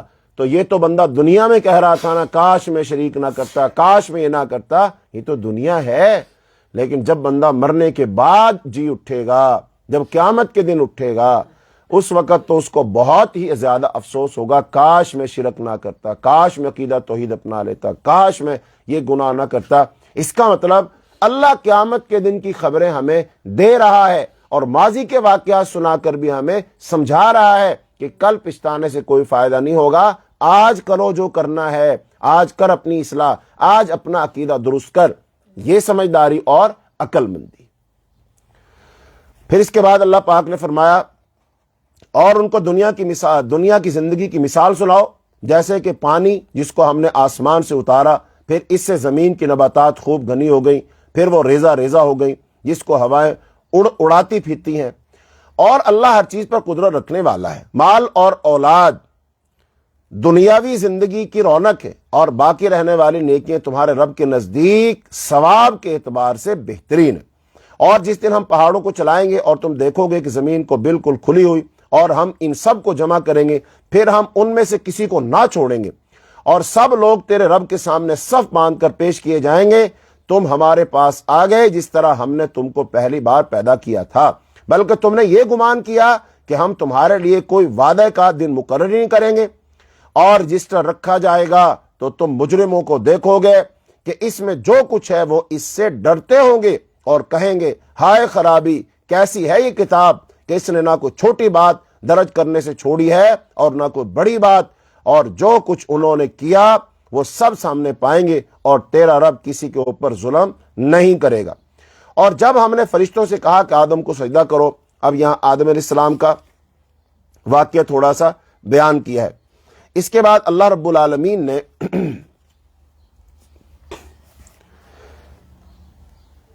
موسیٰ علیہ السلام اور خضر علیہ السلام کا واقعہ بیان کیا ہے. اور جب موسیٰ نے اپنے شاگرد سے کہا کہ میں چلتا رہوں گا یہاں تک کہ یا تو دو دریاؤں کے ملنے کی جگہ پر پہنچ جاؤں یا اسی طرح برسوں تک چلتا رہوں، پس جب وہ دریاؤں کے ملنے کی جگہ پہنچے تو وہ اپنی مچھلی کو بھول گئے اور مچھلی نے دریا میں اپنی راہ لی. پھر جب وہ آگے بڑھے تو موسیٰ نے اپنے شاگرد سے کہا کہ ہمارا کھانا لاؤ، ہمارے اس سفر سے ہم کو بڑی تھکان ہو گئی. شاگرد نے کہا کیا آپ نے دیکھا جب ہم اس پتھر کے پاس ٹھہرے تھے تو میں مچھلی کو بھول گیا اور مجھ کو شیطان نے بھلا دیا کہ میں اس کا ذکر کرتا، اور مچھلی عجیب طریقے سے نکل کر دریا میں چلی گئی. موسیٰ نے کہا اسی موقع کی تو ہمیں تلاش تھی، اسی جگہ کی تو ہمیں تلاش تھی. پس دونوں اپنے قدموں کے نشان دیکھتے ہی واپس لوٹے تو انہوں نے وہاں ہمارے بندوں میں سے ایک بندے کو پایا جس کو ہم نے اپنے پاس سے رحمت دی تھی اور جس کو اپنے پاس سے ہم نے علم سکھایا تھا. یعنی اب یہ موسیٰ علیہ السلام کا واقعہ شروع ہو رہا ہے. وہ خضر علیہ السلام کے پاس گئے تو خضر علیہ السلام کے بارے میں یہ بات ذہن میں رکھ لیں کہ لوگ ان کی شخصیت کو لے کر غلط فہمی کا شکار ہیں اور وہ کہتے ہیں نمبر ایک تو خضر علیہ السلام آج بھی زندہ ہیں اور وہ لوگوں کی رہنمائی کرتے ہیں، خاص طور پر سمندروں میں، صحراؤں میں، جنگلوں میں. تو ایک تو یہ عقیدہ بالکل غلط ہے، بات درست نہیں ہے. اچھا، دوسری بات یہ ہے کہ انہوں نے جب 2-3 کام آگے کی جن کا ذکر آئے گا، 3 خاص طور پر واقعات ہیں، تو وہ کہتے ہیں دیکھو جی انہیں تو پتا تھا. تو یہاں سے وہ لوگ دلیل پکڑتے ہیں دیکھو جو اللہ والے ہوتے ہیں نا وہ غیب جانتے ہوتے ہیں تو لہذا ان کو غیب آتا ہے. یہ بات بھی 100% غلط ہے. یہاں پر اللہ پاک کیا فرما رہے ہیں کہ ہم نے اپنے پاس سے کچھ رحمت اس کو دی تھی اور ہم نے اسے کچھ علم سکھایا تھا. اس کا مطلب اس کے پاس جو کچھ بھی تھا وہ غیب نہیں تھا، وہ اللہ کی عطا تھی. وہ اللہ نے خبریں دی، اللہ نے باتیں بتائیں، تو جو اللہ نے بتایا جیسے اللہ نے کہا اس نے ویسے ویسے کر دیا. تو اس میں غیب والی کون سی بات ہوئی؟ غیب وہ ہوتا ہے جو بغیر کسی کے بتائے آدمی کو خود بخود علم ہو جائے. تو لہذا ایسی بات نہیں ہے. تو یہاں پر بھی لوگ غلط فہمی کا شکار ہیں. تو اب موسیٰ علیہ السلام نے اس سے کہا، ملاقات ہو گئی. موسیٰ علیہ السلام نے اس سے کہا کیا میں آپ کے ساتھ رہ سکتا ہوں تاکہ آپ مجھے اس علم میں سے سکھا دیں جو آپ کو سکھایا گیا ہے. اچھا، اب یہاں سے دوسری بات معلوم ہوگی کہ انبیاء غیب نہیں جانتے. موسیٰ علیہ السلام اس سے کیا کہہ رہے ہیں کہ آپ مجھے وہ علم سکھا دیں جو آپ کے پاس ہے اور میرے پاس نہیں ہے. اس کا مطلب کچھ علم وہ ہے جو موسیٰ علیہ السلام کے پاس نہیں. تو پھر اب جو خضر علیہ السلام سکھائیں گے بتائیں گے تو کیا موسیٰ علیہ السلام کو پہلے معلوم نہیں تھا؟ کیا انہوں نے معلوم نہیں کر لیا تھا؟ کیا وہ غیب نہیں جانتے تھے؟ جی ہاں، وہ غیب نہیں جانتے تھے، اسی لیے تو ان کو پتہ نہیں تھا. یہ بھی لوگوں کے عقیدے کی خرابی ہے. لوگ ہی کہتے ہیں جو انبیاء ہوتے ہیں وہ غیب جانتے ہیں، جو اللہ کے ولی ہوتے ہیں وہ غیب جانتے ہیں، یہ جو قبروں والے ہوتے ہیں یہ غیب جانتے ہیں، یہ سب کچھ سنتے ہیں. یہ سارے جو باتیں ہیں ان کا تعلق عقیدے سے ہے اور یہ عقیدے کی خرابی ہے اور یہ مسلمانوں کا عقیدہ خراب ہے. مسلمان یہ ساری باتیں سوچتے اور سمجھتے ہیں، حالانکہ ایسی کوئی بات نہیں. جو قبروں میں چلا گیا وہ اب دنیا سے لا تعلق ہے، وہ نہیں سنتا. اللہ نے قرآن فرمایا کہ آپ مردوں کو نہیں سنا سکتے، وہ تو غافل ہیں. اور پھر یہ جو بت ہیں یہ نہ سنتے ہیں، نہ دیکھتے، نہ بولتے، اور پھر غیب کوئی نہیں جانتا. سورہ نام کی آیت نمبر 50 نکال کر پھر دوبارہ پڑھ لینا. اللہ نے اس میں صاف فرمایا کہ اے نبی آپ کہہ دیجئے کہ میں غیب نہیں جانتا، میرے پاس خزانے نہیں ہیں، میں فرشتہ نہیں ہوں. تو لہٰذا یہی صحیح عقیدہ ہے. اچھا، تو انہوں نے کہا آپ کو سکھاؤ مجھے بھی سکھاؤ. اس نے کہا تم میرے ساتھ صبر نہیں کر سکتے اور تم اس چیز پر کیسے صبر کر سکتے ہو جو تمہاری واقفیت کے دائرے سے باہر ہے. موسیٰ نے کہا انشاءاللہ آپ مجھ کو صبر کرنے والا پائیں گے اور میں کسی بات میں آپ کی نافرمانی نہیں کروں گا. اس نے کہا اگر تم میرے ساتھ چلتے ہو تو مجھ سے کوئی بات نہ پوچھنا جب تک کہ میں خود تم سے اس کا ذکر نہ کروں. پھر دونوں چلے یہاں تک کہ جب وہ کشتی میں سوار ہوئے تو اس شخص نے کشتی میں چھید کر دیا. موسیٰ نے کہا کیا آپ نے اس کشتی میں اس لیے چھید کیا ہے کہ کشتی والوں کو غرق کر دیں؟ یہ تو آپ نے بڑی سخت چیز کر ڈالی. اس نے کہا میں نے تم سے نہیں کہا تھا کہ تم میرے ساتھ صبر نہ کر سکو گے. موسیٰ نے کہا میری بھول پر مجھ کو نہ پکڑیے اور میرے معاملہ میں سختی نہ کیجیے. پھر وہ دونوں چلے یہاں تک کہ وہ ایک لڑکے سے ملے تو اس شخص نے اس کو مار ڈالا. موسیٰ علیہ السلام نے کہا کیا آپ نے ایک معصوم جان کو مار ڈالا حالانکہ اس نے کسی کا خون نہیں کیا تھا؟ یہ تو آپ نے ایک نامعقول بات کی. اس شخص نے کہا کیا میں نے تم سے نہیں کہا تھا کہ تم میرے ساتھ صبر نہ کر سکو گے؟ موسیٰ نے کہا کہ اس کے بعد اگر میں آپ سے کسی چیز کے متعلق پوچھوں تو آپ مجھ کو ساتھ نہ رکھیں. آپ میری طرف سے عذر کی حد کو پہنچ گئے. پھر دونوں چلے یہاں تک کہ جب وہ ایک بستی والوں کے پاس پہنچے تو وہاں بستی والوں سے کھانے کو مانگا تو انہوں نے ان کی میزبانی سے انکار کر دیا. پھر ان کو وہاں ایک دیوار ملی جو گری ہی چاہتی تھی، گرنے والی تھی، تو انہوں نے اس کو سیدھا کر دیا. موسیٰ علیہ السلام نے کہا اگر آپ چاہتے تو اس پر کچھ اجرت لے لیتے. اس نے کہا کہ اب یہ میرے اور تمہارے درمیان جدائی ہے، میں تم کو ان چیزوں کی حقیقت بتاؤں گا جن پر تم صبر نہیں کر سکے. یعنی کہ وہ جو میں نے کشتی کا پھٹا توڑا تھا کیوں توڑا تھا، اور وہ ایک بچے کو قتل کیا تھا کیوں قتل کیا تھا، اور اس دیوار کو بنایا ہے تو کیوں بنایا. تو اب ان کی تفصیل سنو. کشتی کا معاملہ یہ ہے کہ وہ چند مسکینوں کی تھی جو دریا میں محنت کرتے تھے، تو میں نے چاہا کہ اس کو عیب دار کر دوں، اور ان کے آگے ایک بادشاہ تھا جو ہر کشتی کو زبردستی چھین لیتا تھا، یعنی کہ بادشاہ کشتیوں کو پکڑ رہا تھا، میں نے اس کو میں چھید کر دیا، اب اس میں عیب پیدا ہو گیا، تو اب بادشاہ اس کشتی کو نہیں پکڑے گا، تو اس کا مطلب پوری کشتی چلی جائے یہ بہتر تھا کہ اس کا ایک پھٹا توڑ دیا جائے یہ بہتر ہے، تو بھلا تو یہی ہوا نا، کشتی بچ گئی۔ دوسری بات کہا، اور لڑکے کا معاملہ یہ ہے کہ اس کے ماں باپ ایماندار تھے، ہم کو اندیشہ ہوا کہ بڑا ہو کر اپنی سرکشی اور کفر سے ان کو تنگ کرے گا، بس ہم نے چاہا کہ ان کا رب ان کو اس کی جگہ ایسی اولاد دے دے جو پاکیزگی میں اس سے بہتر ہو اور شفقت کرنے والی ہو، یعنی کہ ماں باپ نیک تھے اور اولاد نے خراب نکلنا تھا، تو لہٰذا اب اس اولاد کے دکھ زیادہ ہونے تھے اور سکھ کم ہونے تھے، تو اللہ تعالیٰ نے چاہا کہ اس بچے کو قتل کر دو تاکہ میرے وہ بندے، یعنی کہ جو اس کے ماں باپ ہیں، وہ اس کی طرف سے ملنے والی تکلیفوں سے محفوظ رہے۔ تو اس سے پتہ چلا کہ اللہ تعالیٰ اپنے نیک بندوں کو مشکلوں سے، تکلیفوں سے محفوظ رکھنے کے بندوبست کرتا ہے۔ حالانکہ اب یہ بیٹا انہی کا ہے اور قتل کر رہا ہے خضر علیہ السلام، اور قتل کیوں کر رہے ہیں کہ ماں باپ نیک ہیں اور یہ بد ہوگا، تو لہذا ایسا بد ہونا ہی نہیں چاہیے۔ تو کہتے ہیں نا، بد اولاد سے تو اچھا ایک اولاد ہو ہی نہ، چونکہ وہ سکھ تو دیتی نہیں ہے، دکھ بہت سارے دیتی ہے، چونکہ اولاد سے بندے کو دنیاوی لحاظ سے یہی ہوتا ہے نا کہ جب میں بوڑھا ہو جاؤں گا تو یہ میرا سہارا بنے گا، لیکن اب وہ بندہ بوڑھا بھی ہو گیا، اور جس اولاد کو کھلایا پلایا پڑھایا لکھایا، جس سے بہت ساری امیدیں وابستہ کی، اب وہ بڑھاپے میں اس کا ساتھ نہیں دے رہی، بلکہ الٹا ماں باپ سے وہ لڑتے ہیں، ماں باپ کی گستاخی کرتے ہیں، ماں باپ کو تکلیفیں دیتے ہیں، ماں باپ کو تنہا چھوڑ دیتے ہیں، اور اپنی جناب بچے اور بیویاں لے کر وہ الگ الگ ہو جاتے ہیں۔ تو لہٰذا اب اس اولاد سے اس باپ نے کیا پایا؟ اس کو کیا سکھ ملا؟ کچھ بھی نہیں ملا، بلکہ الٹا دکھ ملا۔ اگر یہ نہ ہوتا تو دکھ نہیں ہونا تھا، اب یہ ہے اور ہو کر تکلیف دے رہا ہے، یہ زیادہ دکھ کی بات ہے۔ تو لہٰذا جن لوگوں کے پاس اولاد نہیں ہے، انہیں اللہ تعالیٰ کی رضا میں خوش رہنا چاہیے کہ اس میں اللہ کی کوئی حکمت ہے جو اللہ نے ہمیں اولاد نہیں دی، چونکہ اگر اولاد دیتا اللہ اور وہ اولاد ہمیں اتنا تکلیفیں دیتی تو ہم تو دعائیں کرتے کہ اللہ اس کو اٹھا لے، ہمیں اٹھا لے، اس کا مطلب اس سے تو نہ ہونا ہی بہتر ہے۔ تو لہذا اللہ کی رضا میں خوش رہنا چاہیے۔ نمبر 2، جن لوگوں کی اولاد ہو اور وہ فوت ہو جائے کسی بھی وجہ سے، ان لوگوں کو اللہ سے گلہ شکوہ نہیں کرنا چاہیے، بلکہ اس واقعہ کو ذہن میں رکھنا چاہیے اور یہ تصور کرنا چاہیے کہ ہو سکتا ہے یہ بچہ ہمارے لیے مفید ہی نہ ہو، یہ فائدے کے بجائے نقصان کا سبب بنتا، یہ فتنہ بنتا، کسی مصیبت میں ہمیں ڈال دیتا، تو اللہ نے ہم پر فضل کیا کہ اللہ نے اس کے فتنے سے ہمیں بچا لیا، تو آپ کے دل کو تسلی ہو جائے گی۔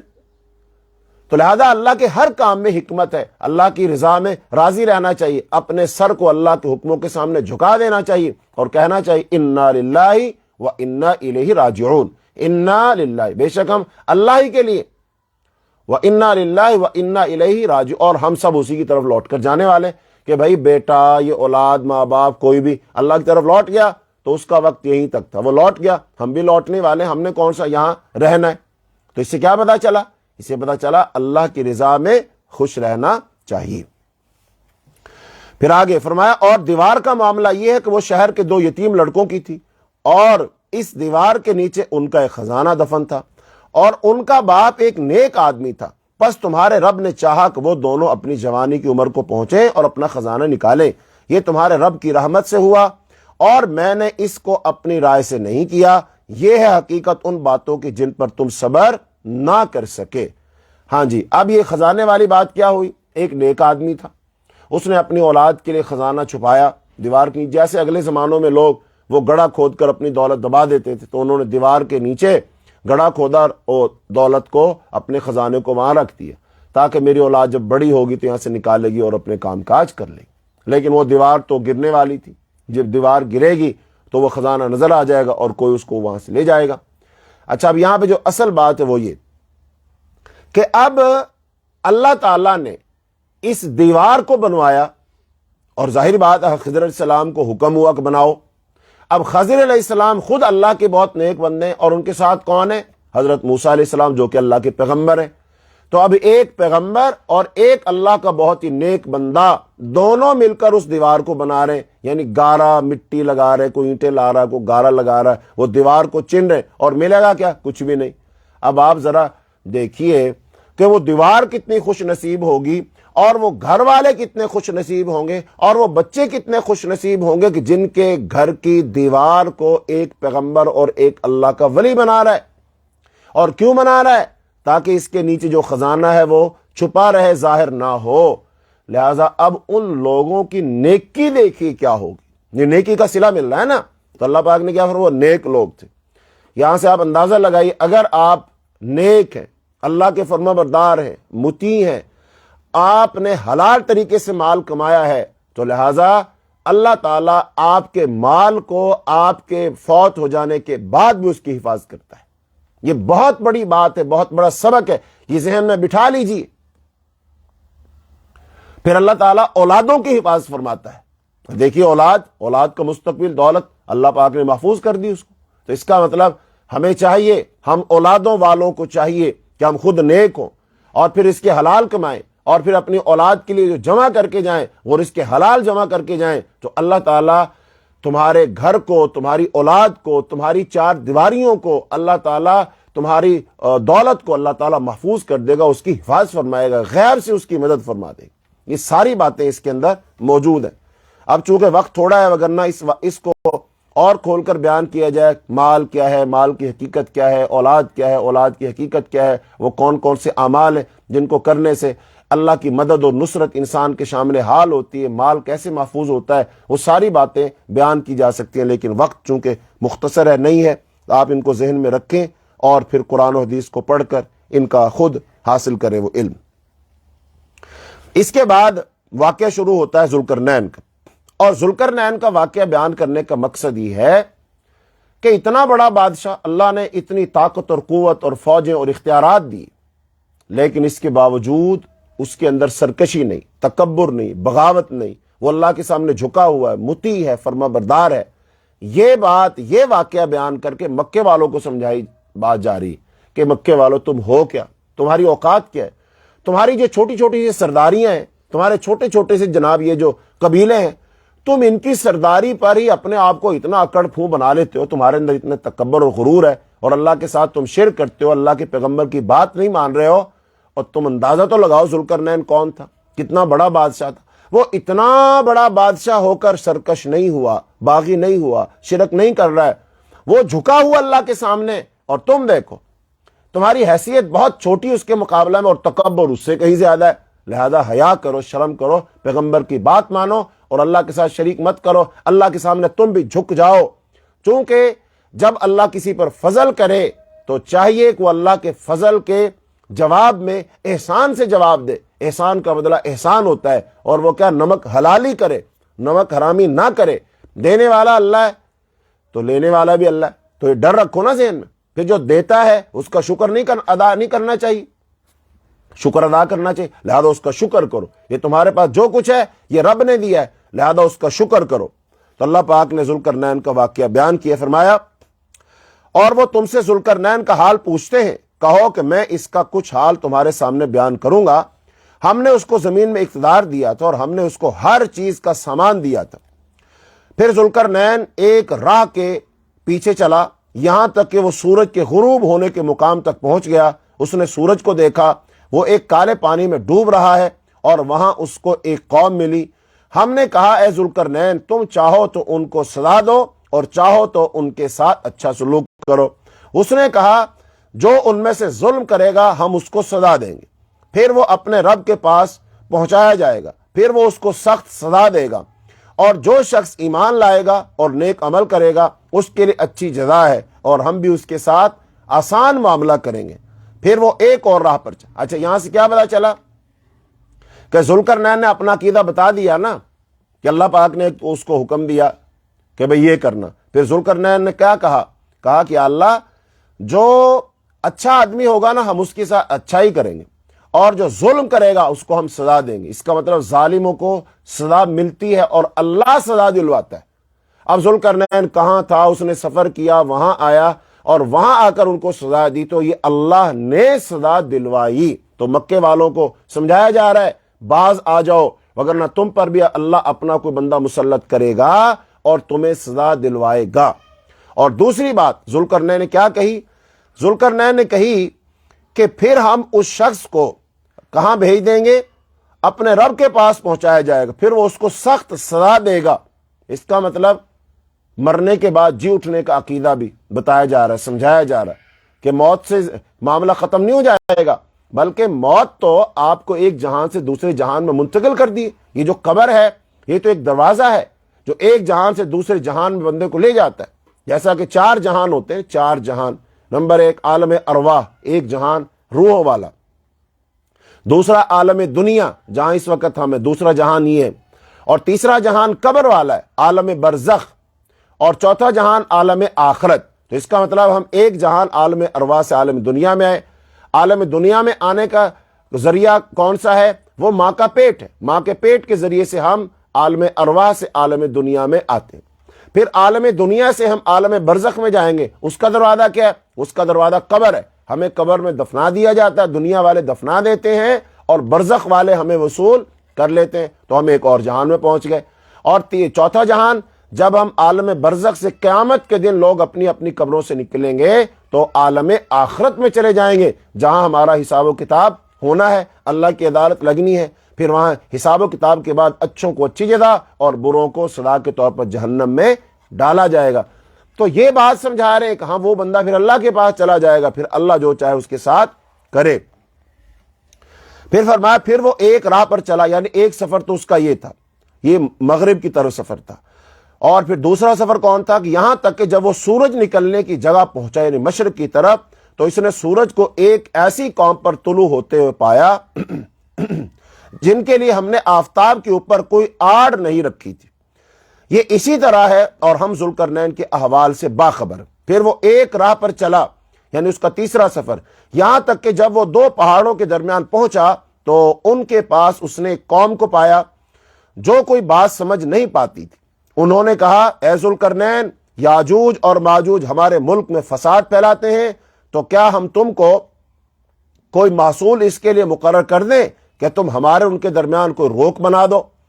ذوالقرنین نے جواب دیا کہ جو کچھ میرے رب نے مجھے دیا ہے وہ بہت ہے، تو محنت سے میری مدد کرو۔ اب یہ دیوار کی بات ہو رہی ہے کہ جو یاجوج ماجوج ہیں ان کے درمیان دیوار کھڑی کر دی گئی، اب وہ دیوار کے اس طرف ہیں اور ہم اس طرف ہیں، لہذا اب وہ دیوار کس نے بنائی؟ ذوالقرنین نے بنائی۔ اب وہ دیوار حائل ہے، اور وہ یاجوج ماجوج احادیث میں آتا ہے کہ اس دیوار کو گرانے کے چکر میں ہیں، لیکن وہ ہر روز آتے ہیں، کام کرتے ہیں، لیکن اس میں سوراخ نہیں کر پاتے، اس لیے کہ وہ یہ نہیں کہتے، وہ جب کام ختم کرتے ہیں شام کہتے ہیں باقی کام کل کریں گے، جب کل آتے ہیں وہ دیوار پھر ویسی کی ویسی بن جاتی ہے، لیکن قرب قیامت جب ان کے نکلنے کا وقت آئے گا تو وہ کہیں گے کہ انشاءاللہ کل ہم اس دیوار کو گرا دیں گے، تو پھر وہ اس دیوار کو گرا دیں گے۔ اور پھر وہ یاجوج ماجوج کا فتنہ ہے، احادیث میں اس کا تذکرہ آتا ہے جس کی تفصیل کا بھی یہاں وقت نہیں ہے۔ تو پھر وہ یاجوج ماجوج وہاں سے نکلیں گے، تو یہ ذوالقرنین نے دیوار وہ بنائی، اس طرف یہ اشارہ ہے۔ اچھا، تو ذوالقرنین سے وہ لوگ کہنے لگے کہ بھئی ہم آپ کو کوئی چندہ اکٹھا کر دیں، کوئی پیسے دے دیں، اب دیوار بن۔ انہوں نے کہا نہیں، پیسوں کا چندے کا مسئلہ نہیں، اللہ کا دیا ہو میرے پاس بہت کچھ، ہاں افرادی قوت چاہیے، بندے دو جن سے میں کام کرواؤں، جیسے جیسے میں کہوں ویسے ویسے وہ کرتے چلے جائیں، اور وہ دیوار بن جائے گی اور تمہیں یاجوج ماجوج سے نجات مل جائے گی۔ فرمایا تم لوہے کے تختے لا کر مجھے دو، یہاں تک کہ جب اس نے دونوں کے درمیان خلا کو بھر دیا تو لوگوں سے کہا کہ آگ دہکاؤ، یہاں تک کہ جب اس کو آگ کر دیا، یعنی کہ اس لوہے کو پگھلا کر پانی بنا دیا، تو کہا کہ لاؤ اب میں اس پر پگھلا ہوا تانبا ڈال دوں، دیوار بنا دی اور اس کے اوپر تانبا ڈال دیا۔ بس یاجوج ماجوج نہ اس پر چڑھ سکتے تھے اور نہ وہ اس میں سوراخ کر سکتے تھے۔ ذوالقرنین نے کہا کہ یہ میرے رب کی رحمت ہے، پھر جب میرے رب کا وعدہ آئے گا تو وہ اس کو ڈھا کر برابر کر دے گا، اور میرے رب کا وعدہ سچا ہے۔ یعنی اب ذوالقرنین اتنا بڑا بادشاہ، اتنا طاقتور اور وسائل والا ہونے کے باوجود کیا کہہ رہا ہے کہ یہ سب میرے رب کی رحمت ہے، یعنی یہ میرا ذاتی کمال نہیں ہے، یہ میں کچھ نہیں کر سکتا، اگر رب کی رحمت میرے شامل حال نہ ہو۔ تو مکے والوں کو یہی بات سمجھائی جا رہی ہے، اتنا بڑا بادشاہ، اتنی بڑی سلطنت، اتنے اختیارات، اتنی طاقت و قوت، لیکن پھر بھی اس میں تکبر نہیں، غرور نہیں، وہ جھکا ہوا ہے، اللہ کی رحمت کا قائل اور فاعل ہے، سارے کام اللہ کی طرف منسوب کر رہا ہے۔ اور تم کیا ہو؟ کیا پدی اور کیا پدی کا شوربہ؟ تمہاری سرداریاں کتنی بڑی ہیں اور تم کتنے بڑے سردار ہو، اور تمہاری طاقت کیا ہے؟ جتنی کم طاقت ہے اتنی زیادہ تم میں وہ تکبر اور اکڑ ہے۔ لہذا ہوش کے ناخن لو، اتنے بڑے بڑے بادشاہ اللہ کے سامنے جھکے ہوئے، تم بھی جھک جاؤ، یہ ان کو سمجھایا جا رہا۔ اور کہا اور اس دن ہم لوگوں کو چھوڑ دیں گے اور موجوں کی طرح ایک دوسرے میں گھسیں گے اور سور پھونکا جائے گا، بس ہم سب کو ایک ساتھ جمع کر دیں گے۔ اور اس دن ہم جہنم کو منکروں کے سامنے لائیں گے جن کی آنکھوں پر ہماری یاد دہانی سے پردہ پڑا رہا اور کچھ سننے کے لیے وہ تیار نہ تھے۔ کیا انکار کرنے والے یہ سمجھتے ہیں کہ وہ میرے سوا میرے بندوں کو اپنا کارساز بنائے؟ ہم نے منکروں کی مہمانی کے لیے جہنم تیار کر رکھی ہے۔ کہو کیا میں تم کو بتا دوں کہ اپنے اعمال کے اعتبار سے سب سے زیادہ گھاٹے میں کون لوگ ہیں؟ وہ لوگ جن کی کوشش دنیا کی زندگی میں ضائع ہو گئی اور وہ سمجھتے رہے کہ وہ اچھا کام کر رہے ہیں۔ یہی لوگ ہیں جنہوں نے اپنے رب کی نشانیوں کا اور اس سے ملنے کا انکار کیا، بس ان کا کیا ہوا برباد ہو گیا۔ پھر قیامت کے دن ہم ان کو کوئی وزن نہ دیں گے۔ جہنم ان کا بدلہ ہے، اس لیے کہ انہوں نے انکار کیا اور ہماری نشانی اور میرے رسولوں کا مذاق اڑایا۔ اب یہ صاف صاف روئے سخن مکے والوں کی طرف ہے کہ دنیا تو بہت عارضی ہے، اس نے تو ایک نہ ایک دن ختم ہونا ہے، لیکن قیامت آنی ہے، پھر اللہ سے ملاقات ہونی ہے اور پھر اللہ تعالیٰ حساب و کتاب لے گا۔ پھر یا تو بندہ جہنم میں جائے گا یا جنت میں جائے گا، دو ٹھکانے ہیں، اس کے سوا کوئی ٹھکانہ نہیں ہے۔ تو یہ ان کو دعوت دی جا رہی، تم آخرت کا انکار کرتے ہو نا کہ کیسے جئیں گے اور کون جلائے گا، ہم کیسے رہے؟ نہیں، یہ سب کچھ ہونا ہے، قیامت کے دن اٹھنا ہے، قبروں سے نکلنا ہے، اللہ کی عدالت لگنی ہے، وہاں جانا ہے۔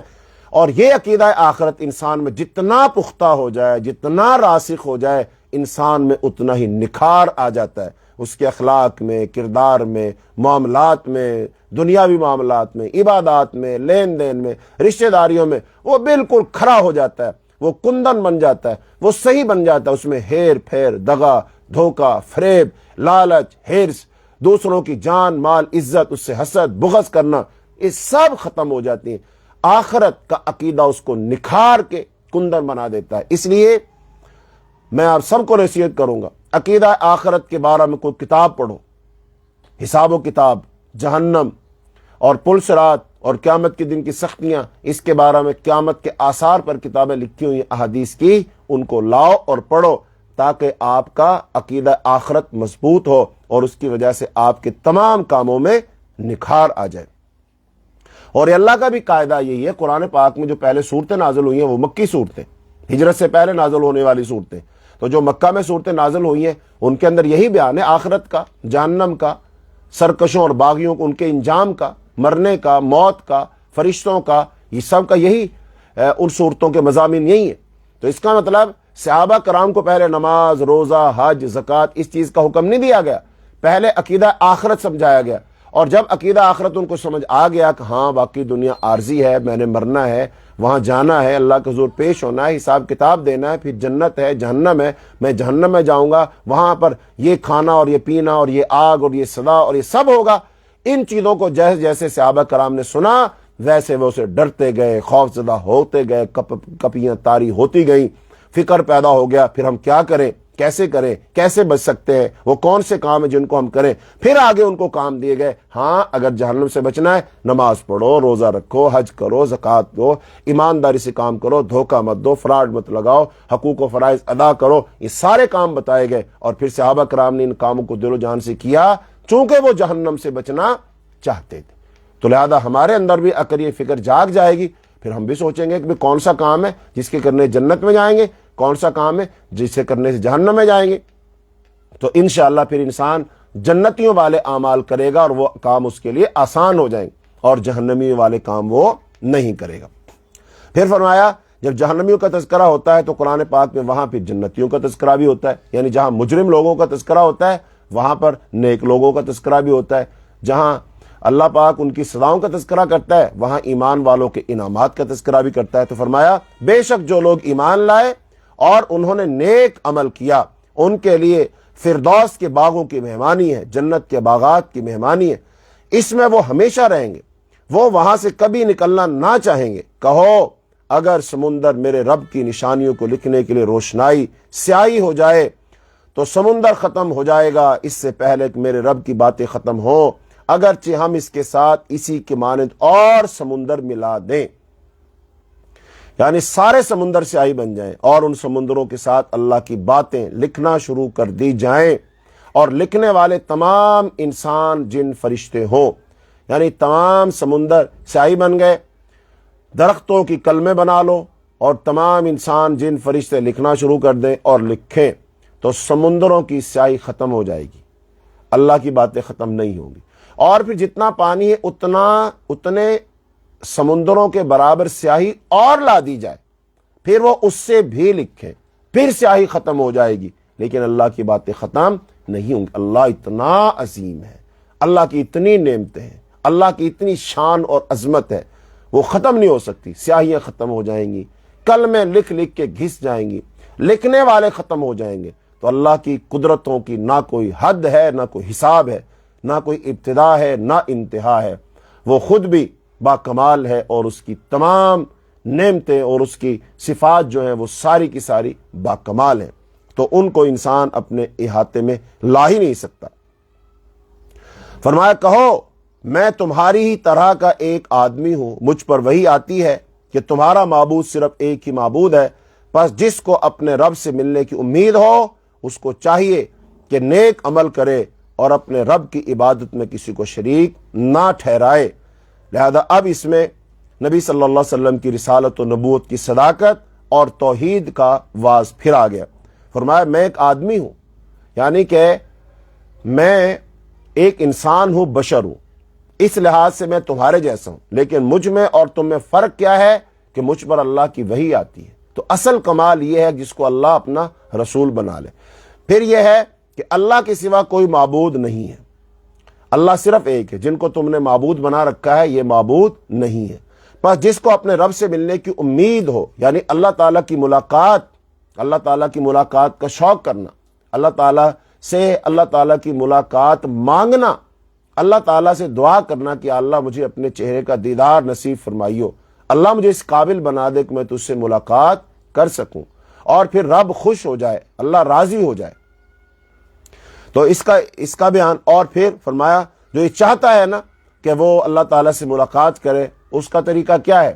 اس کا طریقہ کوئی چلہ کشی نہیں ہے، کوئی منتر نہیں ہے، کسی کا کوئی مرید نہیں ہونا، کسی کی کوئی بیعت نہیں کرنی، کسی آستانے اور سلسلے اور قادریہ اور چشتیہ اور فلاں ان کو نہیں پکڑنا۔ فَلْيَعْمَلْ عَمَلًا صَالِحًا، اس کو چاہیے کہ وہ نیک عمل کرے۔ عملوں سے نجات ہونی ہے، عمل سے زندگی بنتی ہے، جنت بھی جہنم بھی۔ یہ خاکی اپنی فطرت میں نہ نوری ہے نہ ناری ہے، نہال اس گلستان میں جتنے بڑے ہیں ہمیشہ وہ نیچے سے اوپر چڑھے ہیں۔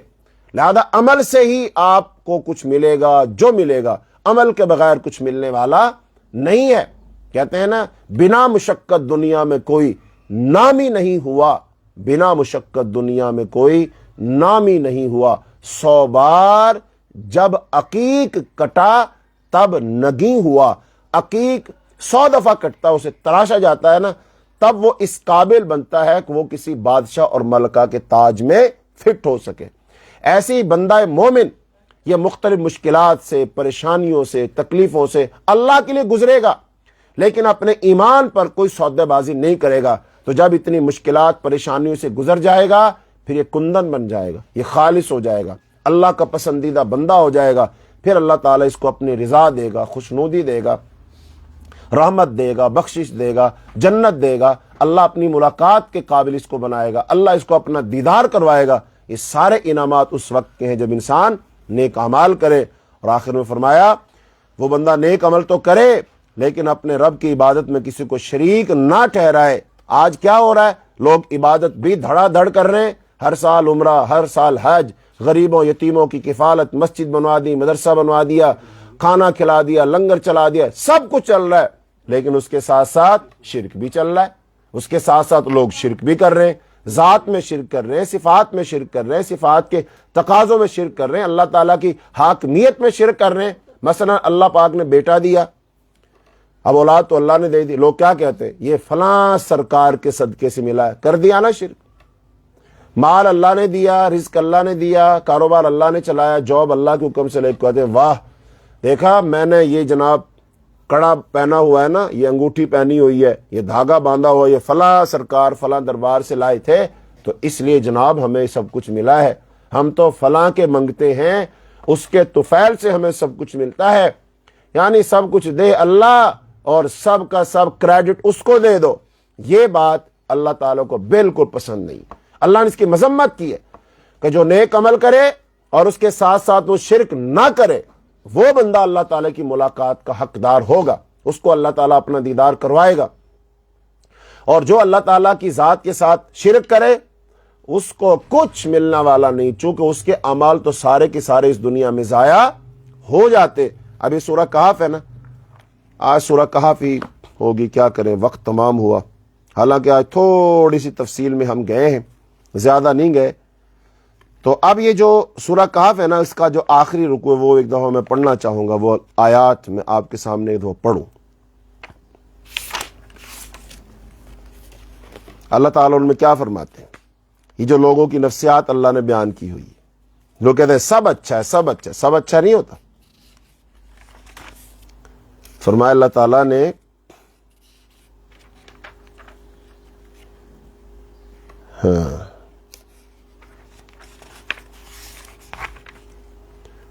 اعوذ باللہ من الشیطان الرجیم، بسم اللہ الرحمن الرحیم۔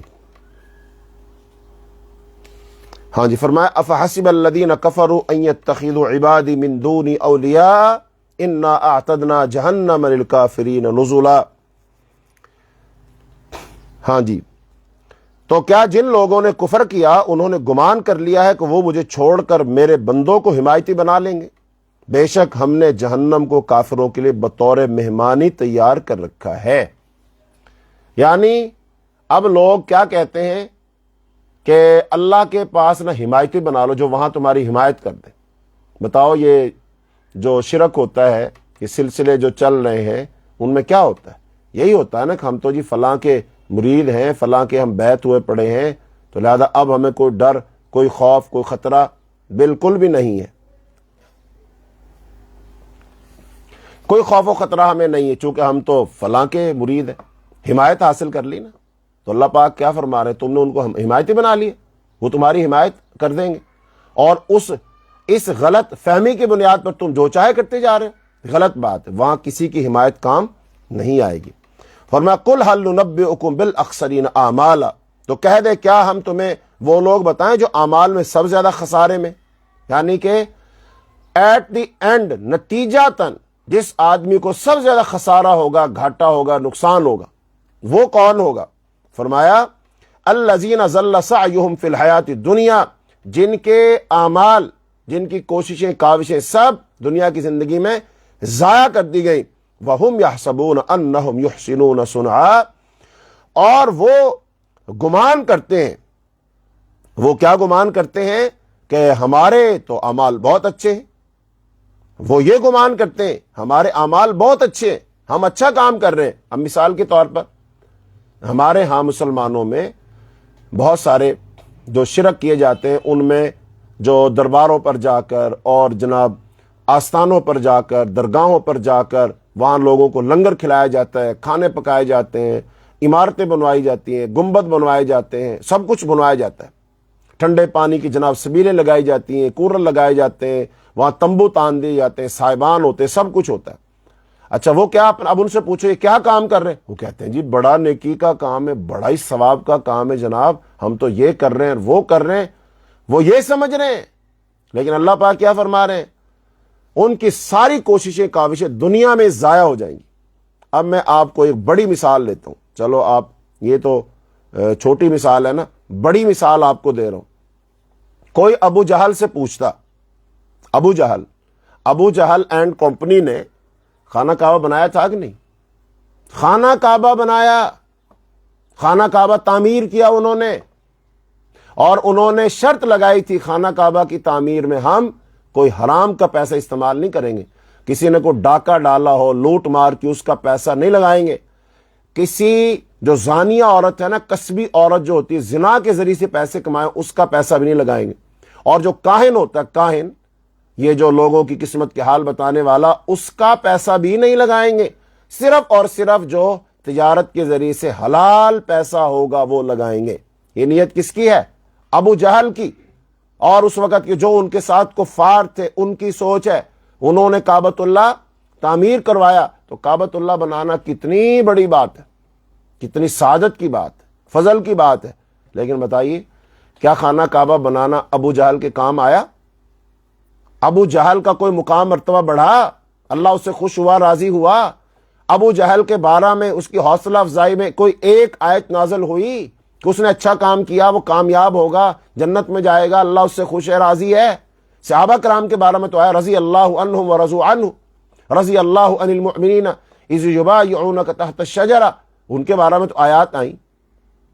ابو جہل کے بارے میں آیت کیوں نہیں ہے؟ اس لیے کہ وہ مسجد حرام بھی بنا رہا تھا اور ساتھ ساتھ وہ شرک بھی کر رہا تھا۔ اس کا عقیدہ بھی یہ تھا کہ یہ 360 بت رکھے ہیں نا، ان میں سے کوئی رزق دیتا ہے، کوئی بارش دیتا ہے، کوئی فتح دیتا ہے، کوئی اولاد دیتا ہے، کوئی یہ دیتا ہے، کوئی وہ دیتا ہے۔ اس کا نظریہ یہ بھی تھا۔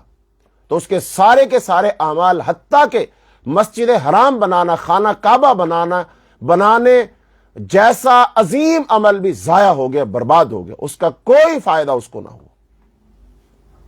تو اور بندے کا کون سا کام آئے گا اس کے؟ جو خانہ کعبہ، مسجد حرام کی تعمیر کرنا اس کے کوئی کام نہ آئے، اور کون سا کام اس سے بڑا ہو سکتا ہے دنیا میں؟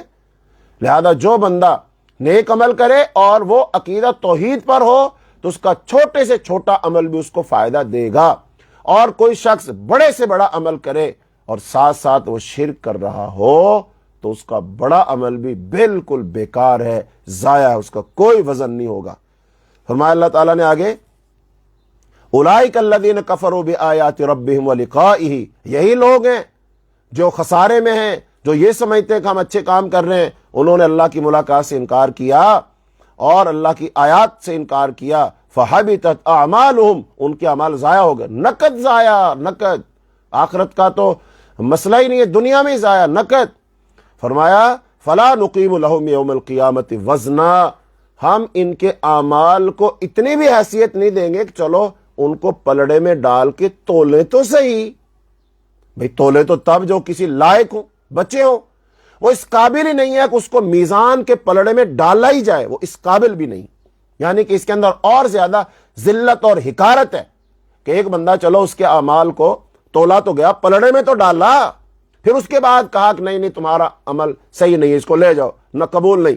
لیکن ایک بندے کو پہلے کہہ دے چلو بھی چلو، تمہارا عمل قابل قبول نہیں، واپس لے جاؤ، وجہ یہ تو حقارت ہے، یہ تو ذلت ہے، بہت بڑی ذلت ہے۔ تو فرمایا اللہ ان کے لیے فرمایا فلا نقیم لہم یوم القیامت وزنا، ہم ان کے لیے قیامت کے دن وزن ہی نہیں مقرر کریں گے۔ ذالک جزاؤہم جہنم بما کفروا، یہ بدلہ ہے اس چیز کا جو انہوں نے کفر کیا، کس کا؟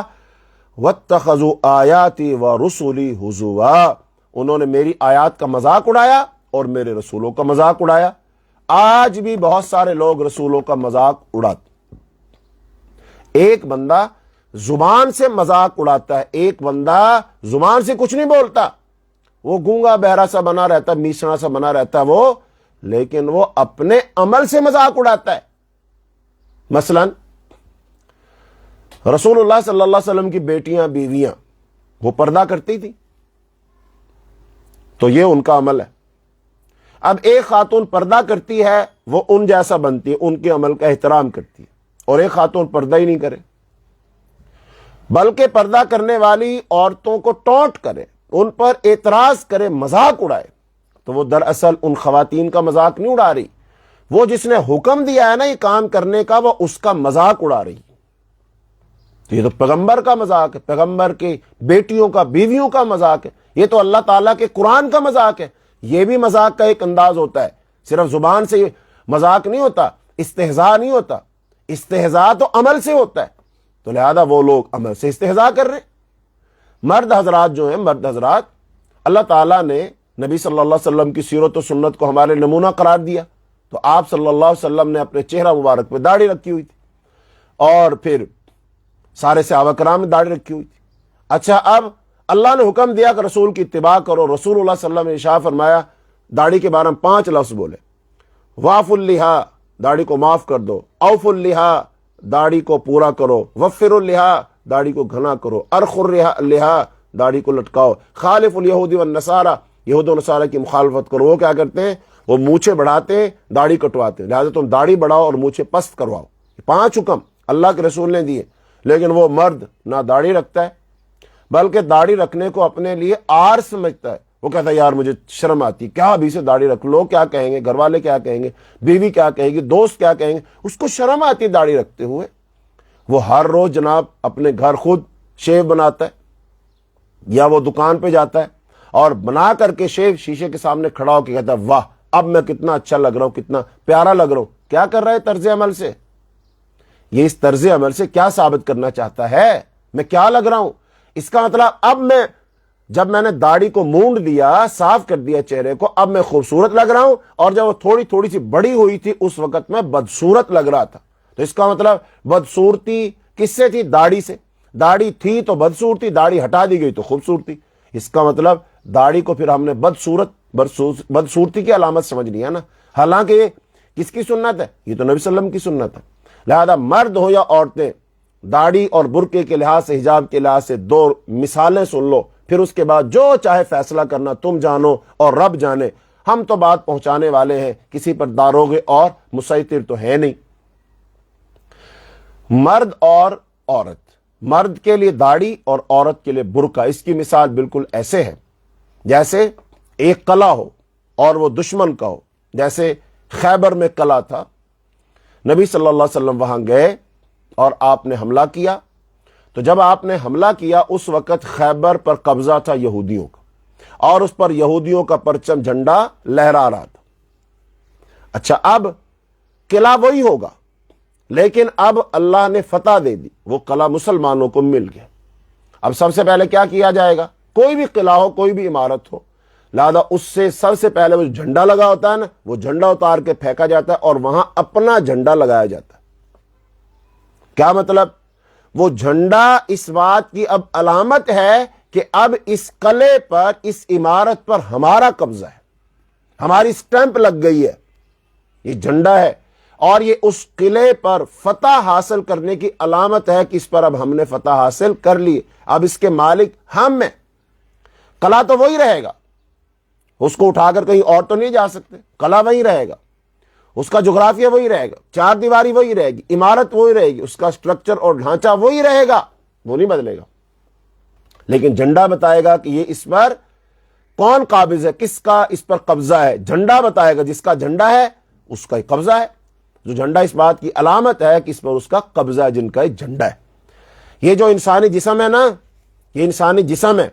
مرد حضرات کے لیے یہ داڑھی اور عورتوں کے لیے برقع، یہ اس جھنڈے کی مانند ہے. جھنڈے کی مانند ہے یہ، جو اس بات کو ظاہر کرتا ہے کہ ایک مرد ہے، اس نے داڑھی رکھی ہوئی ہے، سنت کے مطابق رکھی ہوئی ہے، تو وہ اس بات کا ثبوت دیتا ہے کہ میرے جسم پر قبضہ ہے اللہ کا اور اس کے رسول کا.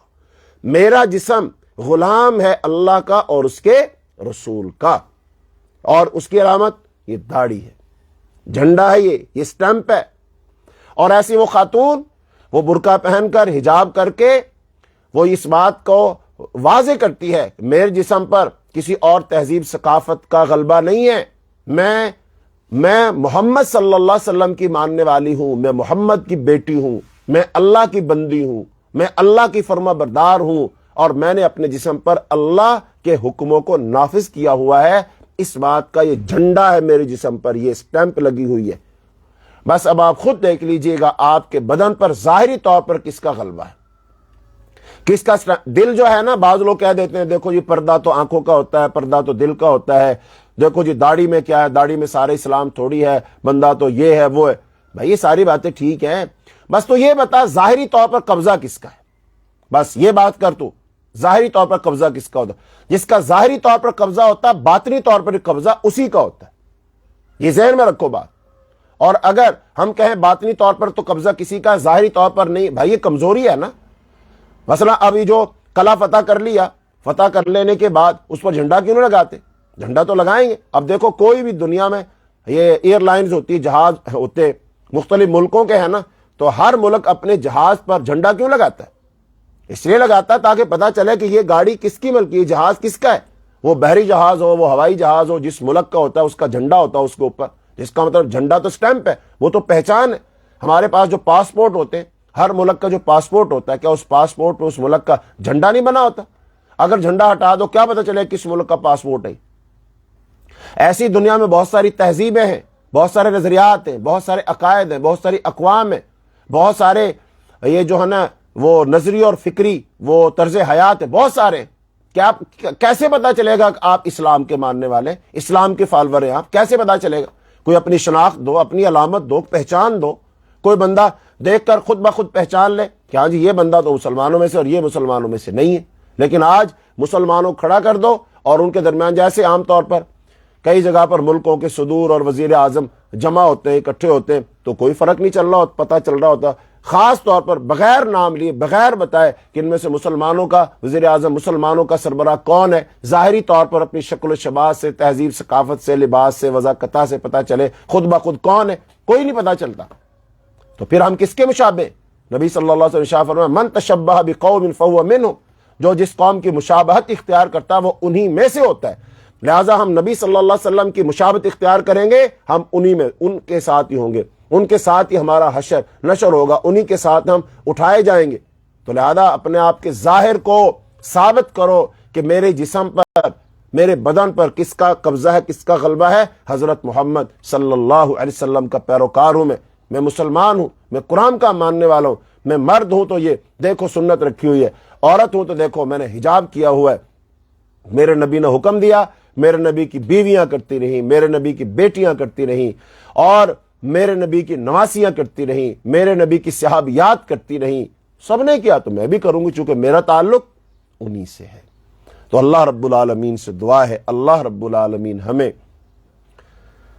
عقیدہ آخرت ہمارے دلوں میں راسخ کر دے، اللہ تعالی ہمیں ہر قسم کے شرک سے بچائے، اللہ تعالی ہمیں نبی صلی اللہ علیہ وسلم کی کامل اتباع کرنے کی توفیق عطا فرمائے، اللہ ہمیں ظاہری باطنی طور پر پکا سچا مسلمان بنائے، اللہ تعالی ہماری ان تمام مساعی کو، جہود کو، ہماری ان دروس کو، اسباق کو، نماز و روزوں کو اللہ اپنی بارگاہ میں قبول فرمائے۔ اللہم انا نسألک الجنت الفردوس، اللہم انا نسألک الجنت الفردوس، اللہم انا نعوذ بک من عذاب النار، اللہم انا نسألک الہدى والتقى والعفاف والغنى، اللہم اہدنا فیمن ہدیت وعافنا فیمن عافیت وتولنا فیمن تولیت وبارک لنا فیما اعطیت وقنا شر ما قضیت فإنک تقضی ولا یقضى علیک انہ لا یذل من والیت ولا یعز من عادیت تبارکت ربنا وتعالیت وصلی اللہ تعالی علی خیر خلقہ محمد وعلی آلہ واصحابہ اجمعین برحمتک یا ارحم الراحمین۔